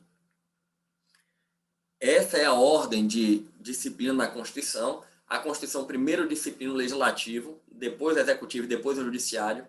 Inclusive, eu posso dizer que é a ordem histórica, por assim dizer, na marcha histórica, meio que de protagonismo. E eu até já vou falar sobre isso, né?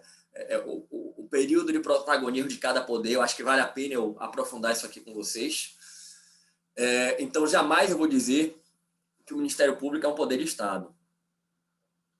Mas, saindo de uma prova objetiva, entrando numa reflexão maior, dentro do sistema constitucional, sim, o Ministério Público ele tem toda a fisionomia de poder de Estado. Eu vou conversar um pouquinho sobre isso com vocês, mas antes, deixa eu só falar um pouquinho dessa sequência histórica, né, que eu comentei. Primeiro o Legislativo, depois o Executivo, depois o Judiciário como os protagonistas, né? E prestem atenção.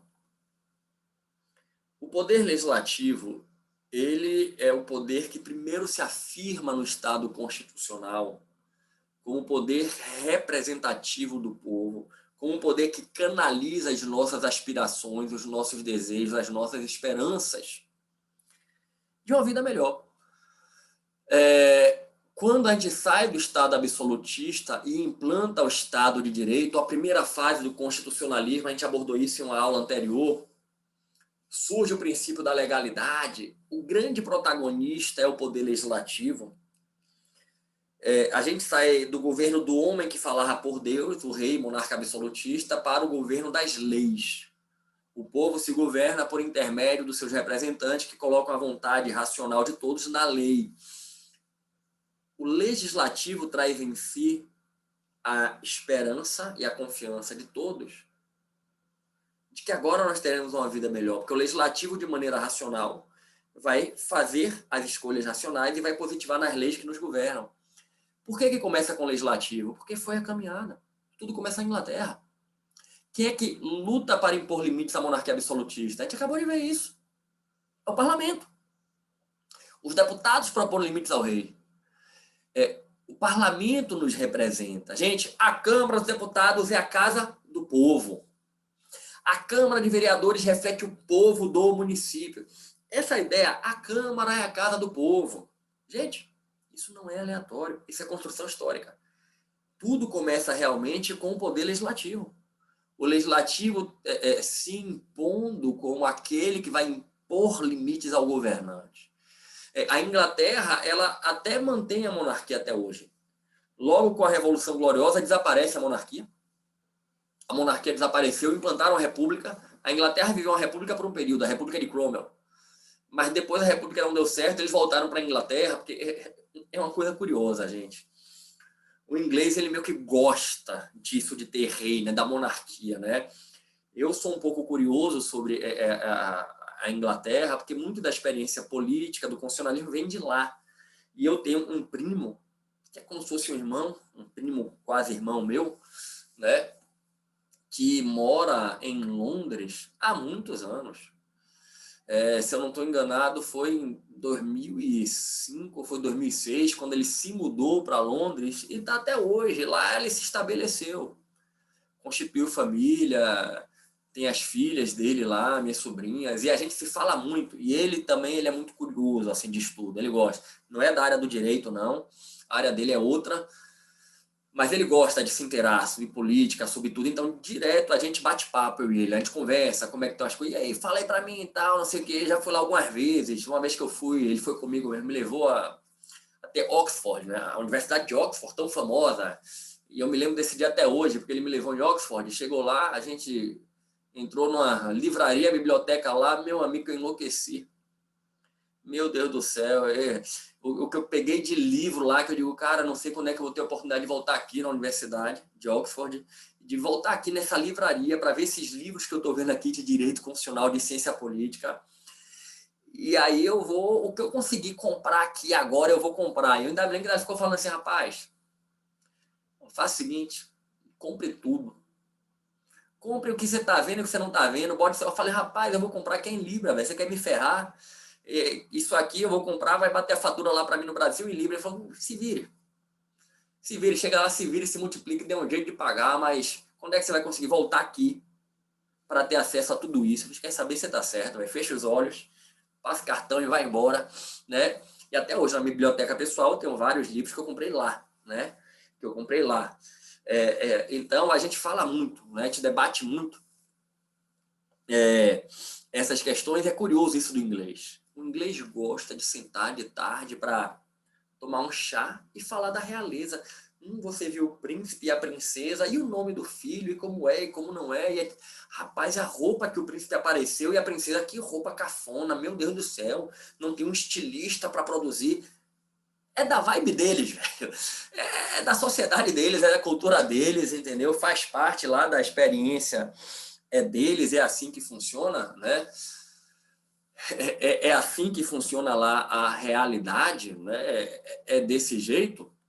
E aí muita coisa veio de lá, né? Muita coisa veio de lá, muita coisa vem de lá. Por isso que eu gosto tanto de estar estudando esses processos, estudando essas realidades, né?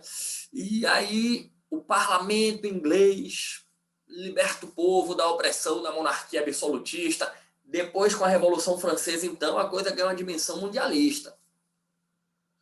Né? A Revolução Francesa, a queda da Bastilha, o Congresso, o poder legislativo se afirma como o poder que representa o povo. O poder que representa o povo. Agora nós teremos a liberdade, igualdade e fraternidade, que o parlamento está aí para fiscalizar o governo. As leis são lindas, maravilhosas, racionais, perfeitas. Inclusive, vou misturar com a hermenêutica, com a filosofia. Nessa época vão surgir algumas ideias que vigoraram durante muito tempo, atreladas ao positivismo, de que a lei é perfeita, o ordenamento jurídico não tem lacunas, in claris cessate interpretatio. Por que a lei é perfeita? Porque a lei não tem lacunas. Que a lei é feita pelo legislador racional. O legislador é o ser dotado de razão que traz com completude a solução para todos os problemas. É uma crença quase que mítica no poder legislativo. Inclusive, na Inglaterra, vigorava o princípio da supremacia da lei, supremacia do parlamento. Anos depois é que a gente passou a falar de supremacia da Constituição. Só que qual foi a realidade? O poder legislativo não conseguiu resolver as demandas da sociedade. Porque não tem como mesmo. Gente, o legislativo não tem esse poder de resolver as demandas da vida em sociedade. Não. Ele deve criar os modelos normativos. A gente aqui no Brasil tem uma crença completamente curiosa de que faz uma lei e está tudo resolvido. Esse problema aí faz uma lei. Isso aqui muda a lei que resolve tudo. Que resolve tudo. A gente tem uma crença quase que mítica de que a lei é a solução para os seus problemas acabaram. Acaba de surgir um artigo novo na lei de licitações. Acaba de surgir uma nova lei de licitações. Acaba de surgir um novo tipo de improbidade. Uau! Gente, claro que não. Claro que não. O papel do legislador é elaborar boas leis, fiscalizar o governo. E como o Estado legislativo não resolveu todas as demandas, porque o constitucionalismo liberal, a gente falou disso em um outro encontro, ele foi um constitucionalismo que, ante a sua não intervenção, foi, por assim dizer, um terreno fértil para que a gente tivesse uma ampla desigualdade socioeconômica.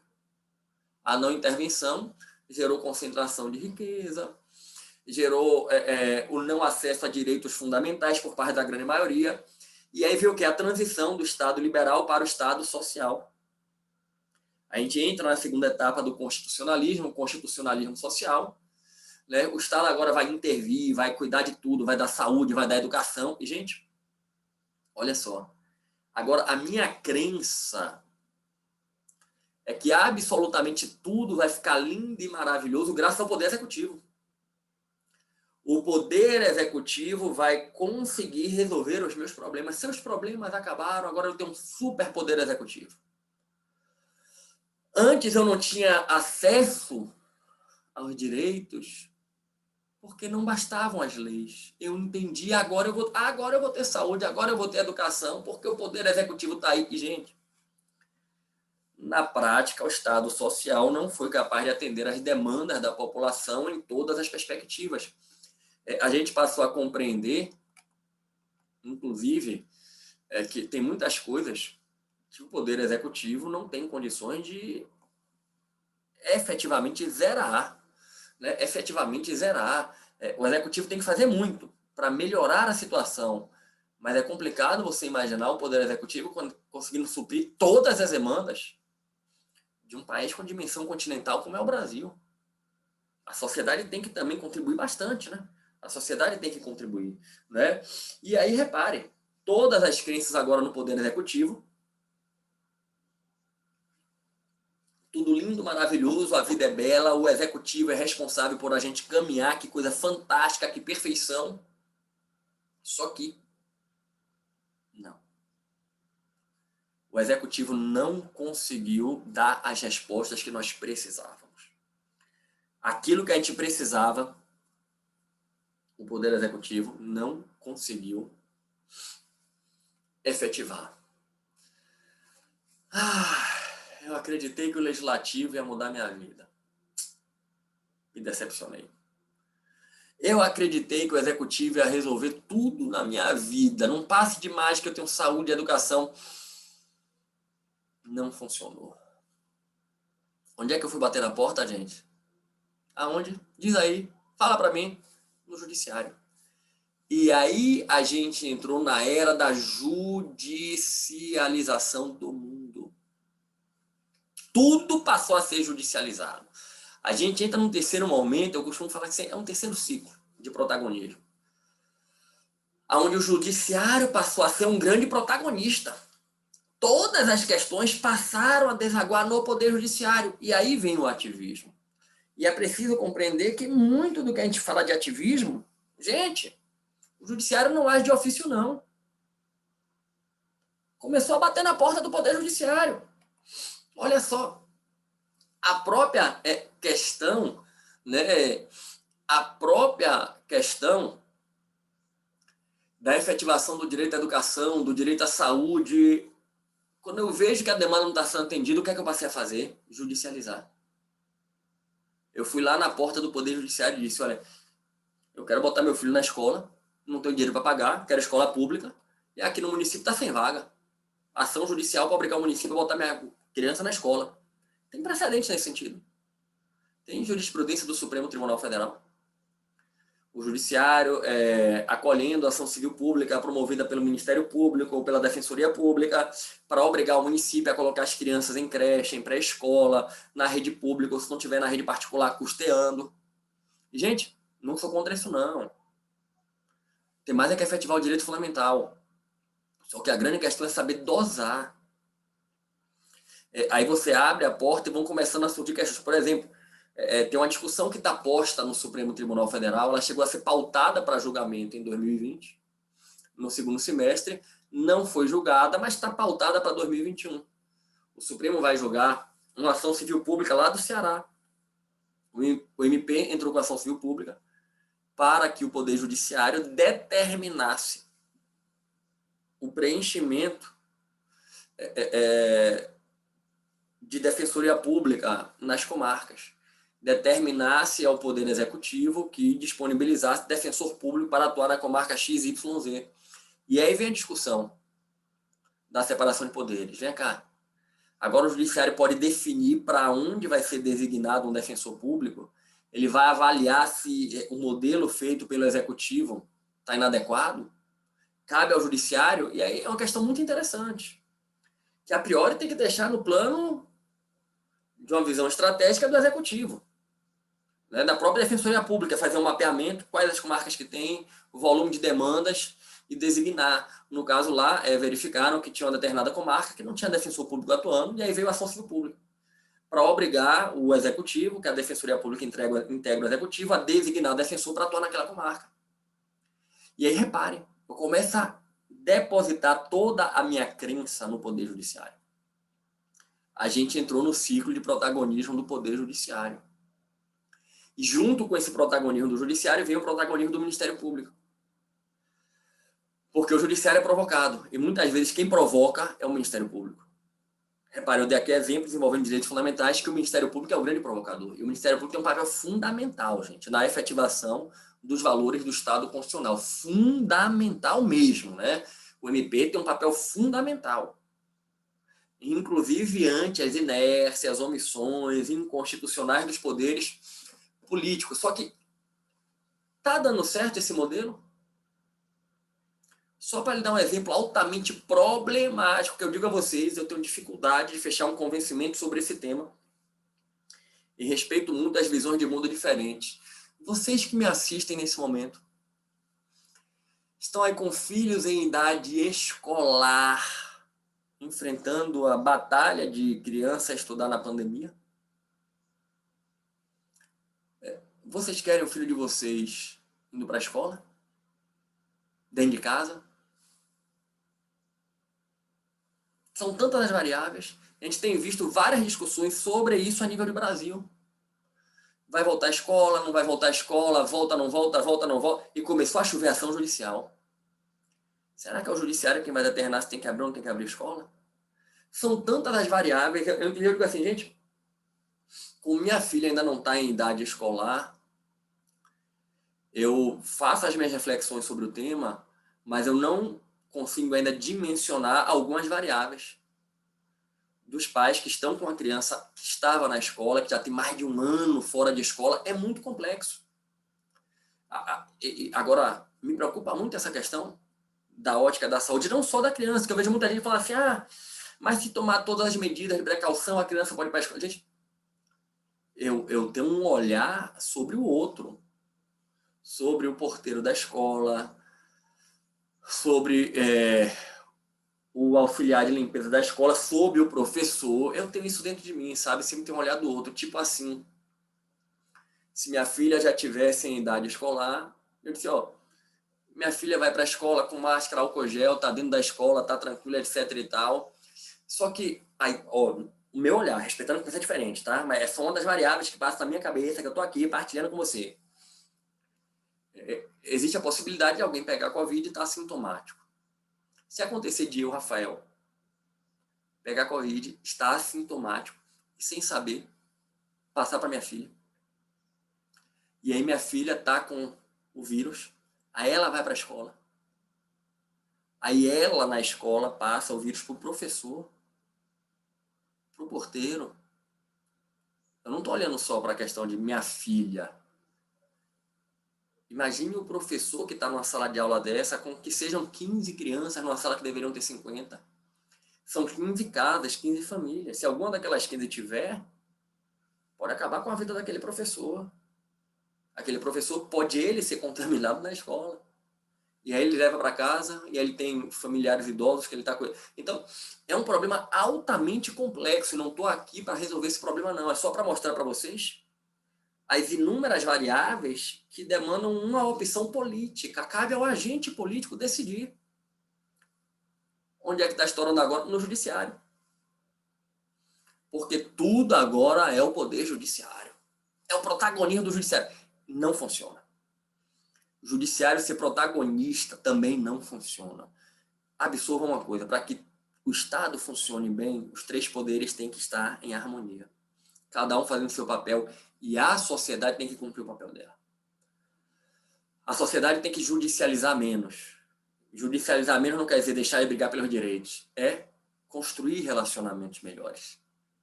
Sabe? É construir pontes para evitar a judicialização. Mas vamos caminhar, né? Vamos caminhar. Chega aí, essa meditação, né, sobre esses ciclos de protagonismos. A gente sai de um protagonismo do legislativo, vai para o executivo, chegou no judiciário. E o judiciário virou grande protagonista, só que hoje em dia o judiciário sofre várias críticas da sociedade. Algumas pessoas tentam até desacreditar o poder judiciário, né? Desacreditar o poder judiciário. E às vezes o judiciário dá exemplos negativos, sem pré-julgar ninguém, mas eu sou de um estado que tem um judiciário que historicamente é complicado. O judiciário da Bahia, há episódios totalmente contrários ao que o sistema constitucional estabelece, ao que se espera do poder judiciário, mas eu aprendi que se eu desacredito do poder judiciário, aí eu perco totalmente a esperança. Inclusive, só para partilhar uma coisa aqui com vocês, não sei se algum de vocês teve a oportunidade de estudar comigo para a prova do AB, segunda fase em Direito Constitucional. Eu ministro aulas também para o exame do AB, gente, Direito Constitucional, segunda fase. E nas minhas peças processuais, quem foi aluno meu vai lembrar agora, é muito comum, você pega a petição, como é que muito advogado termina uma petição? Nestes termos, pede deferimento. Eu não faço assim nas petições. Minhas petições, gente, sempre terminei assim, confiante na tutela jurisdicional, confiante no poder judicial. Eu nunca gostei de, nesses termos, pede deferimento. Primeiro que eu não vou pedir deferimento. Eu peço deferimento da juntada de alguma coisa, de algum ato endoprocessual. Eu peço o acolhimento da minha pretensão, né? E aí ainda muito cedo, eu passei a usar o confiante na tutela jurisdicional, confiante no poder judiciário, até como se fosse uma espécie de motivação para mim mesmo. Digo, gente, eu dependo do poder judiciário funcionar enquanto advogado. Enquanto advogado, eu quero que o judiciário funcione. Se eu não confiar, é melhor parar. Se um cliente me procura enquanto advogado, eu passei muitos anos da minha vida nessa advocacia, e eu digo assim, cara, eu vou entrar com essa ação, a gente não vai ganhar porque o judiciário não funciona. É melhor nem entrar, é melhor eu nem caminhar, né? Eu meio que dar uma parada nisso. Então, eu sempre procurei isso. Eu digo, eu tenho que confiar. E eu botar nas minhas petições, confiante no judiciário, confiante na tutela, até para me estimular nessa em marcha nessa caminhada, beleza? E aí, ó, vamos caminhar. Tá aí os ciclos de protagonismos, entenda. Cada um tem que fazer o seu papel, inclusive a sociedade. Se a gente ficar caminhando, buscando um salvador da pátria, amigo, enquanto a gente achar que vai ter um Sassamutema, lembra da novela, Salvador da Pátria, que vai resolver tudo, não vai funcionar. E aí deixa eu voltar àquele ponto que eu conversava aqui com vocês, do Ministério Público. Ó. E o Ministério Público? Gente, como eu comentei, por uma prova objetiva, jamais você vai dizer que o Ministério Público é um poder de Estado. Jamais. Mas, aprofundando, o Ministério Público, dentro do sistema constitucional, tem toda uma fisionomia de poder de Estado. Ele é dotado das garantias institucionais inerentes aos poderes de Estado. Gente, prestem atenção. A Constituição, ela assegura ao Ministério Público as garantias institucionais que são próprias do Poder Judiciário, do Poder Legislativo, do Poder Executivo. Eu vou partilhar aqui a Constituição com vocês. E olhem só. Aqui no artigo 127, o Ministério Público é uma instituição permanente, essencial à função jurisdicional do Estado, verdade, né? Incumbindo da defesa da ordem jurídica, do regime democrático. Aí vem aqui, são princípios institucionais. Unidade, indivisibilidade, independência é funcional. Se eu trabalhar a independência numa perspectiva institucional, eu já enxergo independência em relação aos outros poderes. E aí, quando eu venho aqui, parágrafo 2º, ao Ministério Público é assegurada autonomia funcional e administrativa, podendo, respeitados os limites de orçamento, que é isso aqui do 69, propor ao Poder Legislativo a criação e extinção de seus cargos, ter na iniciativa do projeto de lei. Aí vem aqui o parágrafo 3º e detalha a autonomia financeira, orçamentária do Ministério Público, né? Detalha aqui nessa parte, né? A questão da autonomia orçamentária do Ministério Público. Inclusive, gente, quando a gente chega na parte das garantias dos membros do Ministério Público, ali no 128º, vem garantias que são próprias do Poder Judiciário, né? A inamovibilidade, irredutibilidade, a vitaliciedade. Quando a gente vai mais adiante na Constituição, quando a Constituição, já lá na parte orçamentária, fala do repasse de recursos, olha que coisa. Olha aqui no 68. Os recursos correspondentes às dotações orçamentárias destinados aos órgãos dos poderes legislativo, judiciário, Ministério Público e Defensoria Pública serão entregues até o dia 20 de cada mês em DODE, para vocês entenderem. O Estado é um só, o poder é um só, mas é funcional e organicamente dividido. O dinheiro que o Estado arrecada é um só. Entra na conta única do Tesouro e ele tem que repartir entre os poderes. E repare que ele reparte entre o Legislativo, o Judiciário, entrou o Ministério Público. Entrou também a Defensoria Pública, que integra o Poder Executivo, mas eu particularmente entendo que a Defensoria Pública ela vem caminhando no sentido de se desgarrar do Poder Executivo. Como aconteceu com o Ministério Público. E talvez a gente chegue a um momento, talvez a gente possa assistir um dia a emenda constitucional que desvincule totalmente a Defensoria Pública do Poder Executivo. Está caminhando. Talvez a gente chegue nesse momento, né? Que foi o que aconteceu com o Ministério Público. Eu não sei se vocês sabem, quem estuda para a prova de MP é bom saber isso, né? Na parte de Ministério Público. No regime da Constituição anterior, o Ministério Público integrava a estrutura do Poder Executivo. Era como se fosse um apêndice do Poder Executivo. Para vocês terem ideia, não existia a Advocacia da União. O papel de Advocacia da União era feito pelo Ministério Público Federal. O Procurador-Geral da República cumpria o papel que hoje é feito pelo Advogado-Geral da União, né? Que é feito pelo Advogado-Geral da União. Foi a Constituição de 88 que mudou isso. Quem quis colocar o Ministério Público totalmente independente do Poder Executivo. Isso foi debatido na Constituinte. isso foi debatido na Constituinte, houve essa intenção de mudar a fisionomia do Ministério Público, colocar ele desvinculado do Poder Executivo e exatamente como um grande elemento de fiscalização. Né?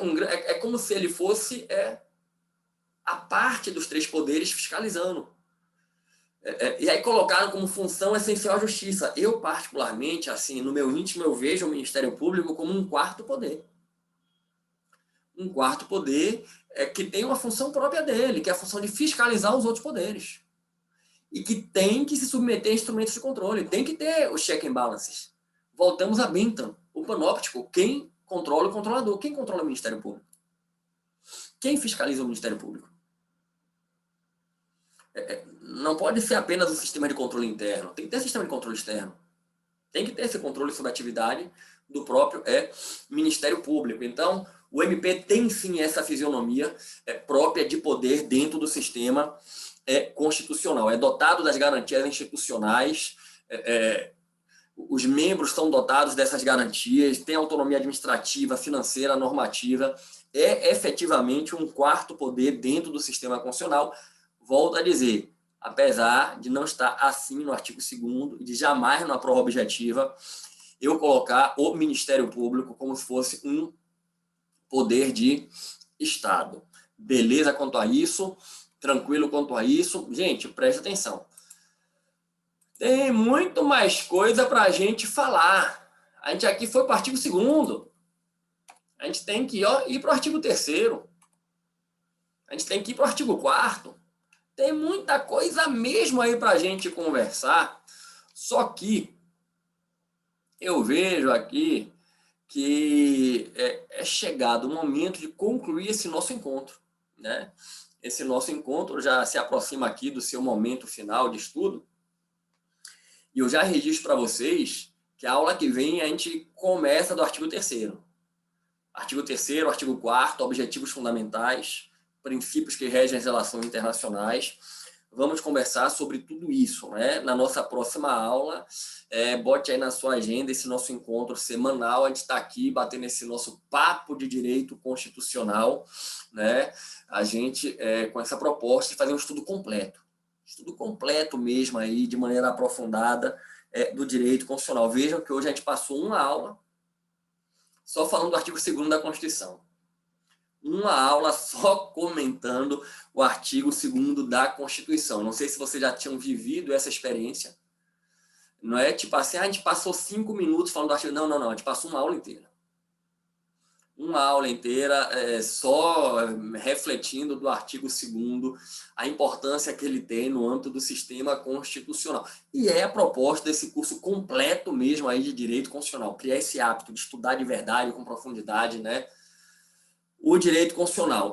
E preste atenção, eu entro agora num momento que particularmente para mim é muito especial dos nossos encontros, que é o seguinte, todas as minhas aulas, após a gente finalizar o conteúdo, eu gosto de entrar num momento de espiritualidade, porque, gente, eu particularmente, eu aprendi na minha vida que quando a gente fortalece a nossa fé, a gente se fortalece para as batalhas da vida, né?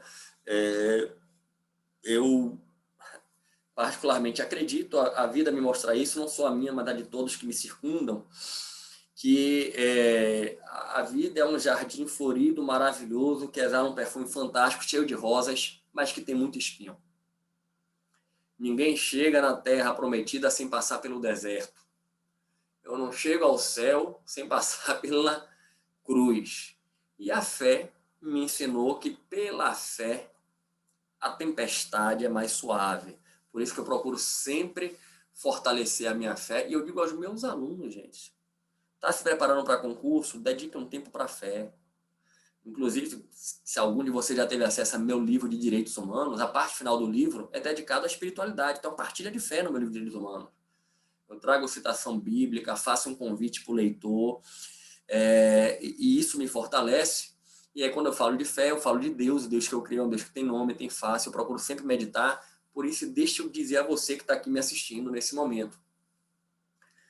Se você que está aqui não tem fé alguma, ou tem uma fé distinta da minha fé é a fé católica, né? Eu sou da Igreja da Cruz, né? Do Cristo crucificado. Fique à vontade para, se quiser, nesse momento, encerrar. Já estudamos o conteúdo de hoje. Mas se você, mesmo sem ter fé alguma, ou tendo uma fé distinta da minha, quiser ficar para ouvir, para refletir, você é bem-vindo. Vamos juntos aqui partilhar.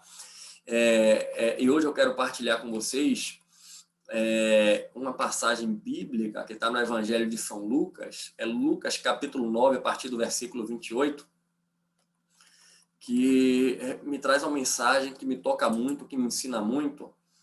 E aí o que é que eu quero combinar com vocês. Como o Deus que eu creio é um Deus que tem nome, que tem face, eu vou colocar ele aqui comigo, tá? Vou colocar ele aqui comigo, aqui na tela. Jesus Cristo, esse Deus orante, né? Que é o Deus que eu creio, que é aquele que eu procuro me inspirar. E aí eu quero partilhar com vocês o ensinamento que ele nos dá, que está lá em Lucas, né? Está em São Lucas, capítulo 9, gente. Capítulo 9 de São Lucas, a partir do versículo 28, é uma passagem muito conhecida, que é a passagem da transfiguração de Jesus. Proclamação do Evangelho de Jesus Cristo segundo São Lucas. Passados uns 8 dias, Jesus tomou consigo Pedro, Tiago e João e subiu ao monte para orar. Enquanto orava, transformou-se o seu rosto e as suas vestes tornaram-se resplandecentes de brancura. E eis que falavam com ele 2 personagens, eram Moisés e Elias, que apareceram envoltos em glória e falavam da morte dele que se havia de cumprir em Jerusalém. Entretanto, Pedro e seus companheiros tinham se deixado vencer pelo sono. Ao despertarem, viram a glória de Jesus e os 2 personagens em sua companhia. Quando estes se apartavam de Jesus, Pedro disse: Mestre, é bom estarmos aqui. Podemos levantar 3 tendas, uma para ti, outra para Moisés e outra para Elias. Ele não sabia o que dizia. Enquanto assim falava, veio uma nuvem e encobriu-os com a sua sombra. E os discípulos, vendo-os desaparecer na nuvem, tiveram um grande pavor. Então, da nuvem saiu uma voz: Este é o meu filho muito amado. Ouviu-o. Palavra da salvação. Essa passagem, gente, narra a transfiguração de Jesus, a transformação da face de Jesus. Jesus tomou Pedro, Tiago e João e subiu ao monte para rezar. A palavra é: subiu ao monte para orar. Enquanto orava, enquanto rezava, transformou-se o seu rosto e as suas vestes tornaram-se resplandecentes de brancura. Há muitas reflexões sobre o episódio da transfiguração. Eu quero centrar com vocês nesses 2 pontos aqui. Jesus subiu ao monte para rezar, e enquanto ele rezava, o seu rosto foi transfigurado, o seu rosto foi transformado. O que é que eu quero meditar com vocês aqui? Gente, a palavra está nos ensinando que pela oração nós somos transformados. Repare que Jesus subiu para rezar, e enquanto ele rezava, o seu rosto foi transformado, foi transfigurado. Olhem que coisa fantástica. A oração é capaz de nos transformar. O próprio Deus foi transformado pela oração. Jesus é um homem orante. Em todas as passagens da Bíblia, a gente percebe Jesus como um homem de oração. Olha, ele subiu ao monte para rezar. O monte, nos evangelhos, é o lugar do encontro com Deus, né? Ele sobe ao monte para rezar. E rezando, ele foi transformado. Às vezes, a gente clama por uma transformação em nossa vida, espera que ela caia do céu. e não faz a nossa parte. Realmente tem coisas que não estão ao nosso alcance transformar. Tem coisas que eu queria que mudasse minha vida que eu não tenho como fazer essa mudança. Não tem como, não depende de mim. Só que para Deus nada é impossível. Deus é capaz de fazer tudo acontecer na minha vida. E, inclusive, às vezes eu quero uma mudança em minha vida que não é boa para mim. Deus sabe que não é boa. E em vez de mudar isso que eu peço, Ele vai me mudar. Para que eu possa compreender que o que eu precisava era uma outra coisa. Só que eu não faço o essencial, que é esse contato com Deus. Gente, precisamos ser pessoas orantes. Pela oração nós somos transformados. E é verdade. Quem é de oração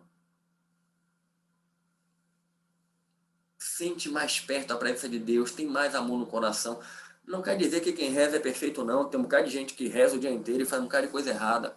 Mas eu digo a vocês, nos momentos de minha vida em que eu consigo estar mais firme na oração, eu consigo estar rezando todo dia, é impressionante como eu me sinto mais calmo, mais racional nas minhas decisões, ou como eu tenho mais paz interior, paz ao meu redor, ou como eu passo a transpirar mais luz por onde eu vou.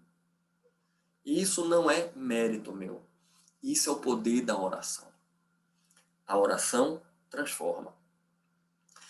O joelho no chão transforma. O joelho é a parte que o inimigo mais detesta. Se você andar aí muito insatisfeito com algumas coisas em sua vida, tem problemas que andam aí te sufocando, e você pensa que você não pode fazer nada, deixa eu te perguntar, você está rezando todo dia? A gente às vezes acorda cedo para fazer um bocado de coisa que não é importante. Você acorda cedo para rezar. Você dorme mais tarde para rezar antes de dormir. Reflita sobre isso. E eu deixo o convite. Faça essa experiência. Aí depois você me dá um testemunho. Se esforce para rezar todo dia. Talvez, se você conseguir fazer isso, você possa, numa próxima aula que a gente se encontrar, me dar um testemunho, professor. Seguir o seu conselho. Meu não. É desse cara aqui, ó. É dele. Ele é quem está dizendo: eu vou subir ali para rezar. E quando eu estiver rezando com intensidade, Deus vai mudar a minha vida. Deus vai me transformar. E essa mesma transfiguração que aconteceu com Jesus pode acontecer comigo, pode acontecer com você. E deixa eu lhe contar um segredo. Eu preciso dela todos os dias em minha vida. Se eu depender de mim, eu estou ferrado. Se eu depender só de mim para me tornar um ser humano melhor, gente, eu estou ferrado. Tem tanta coisa na minha vida que eu preciso melhorar. E que é a graça de Deus quem pode trazer para mim, que as minhas forças, as minhas limitações humanas não conseguem. E por isso que eu vou botar o joelho no chão mesmo e pedir a Ele: Senhor, dai-me a graça da transfiguração. Assim como o Senhor mesmo foi transfigurado lá em cima do monte, transfigura a minha vida. E creia que Ele pode fazer isso. Maravilha? Gente, muito obrigado por estarem aqui comigo, participando desses nossos encontros. Que alegria a gente estar aqui podendo estudar o direito constitucional, tá? Olha, que Deus abençoe profundamente a vida de vocês, que vocês tomem posse da graça de Deus. Não deixem a graça passar. Valeu!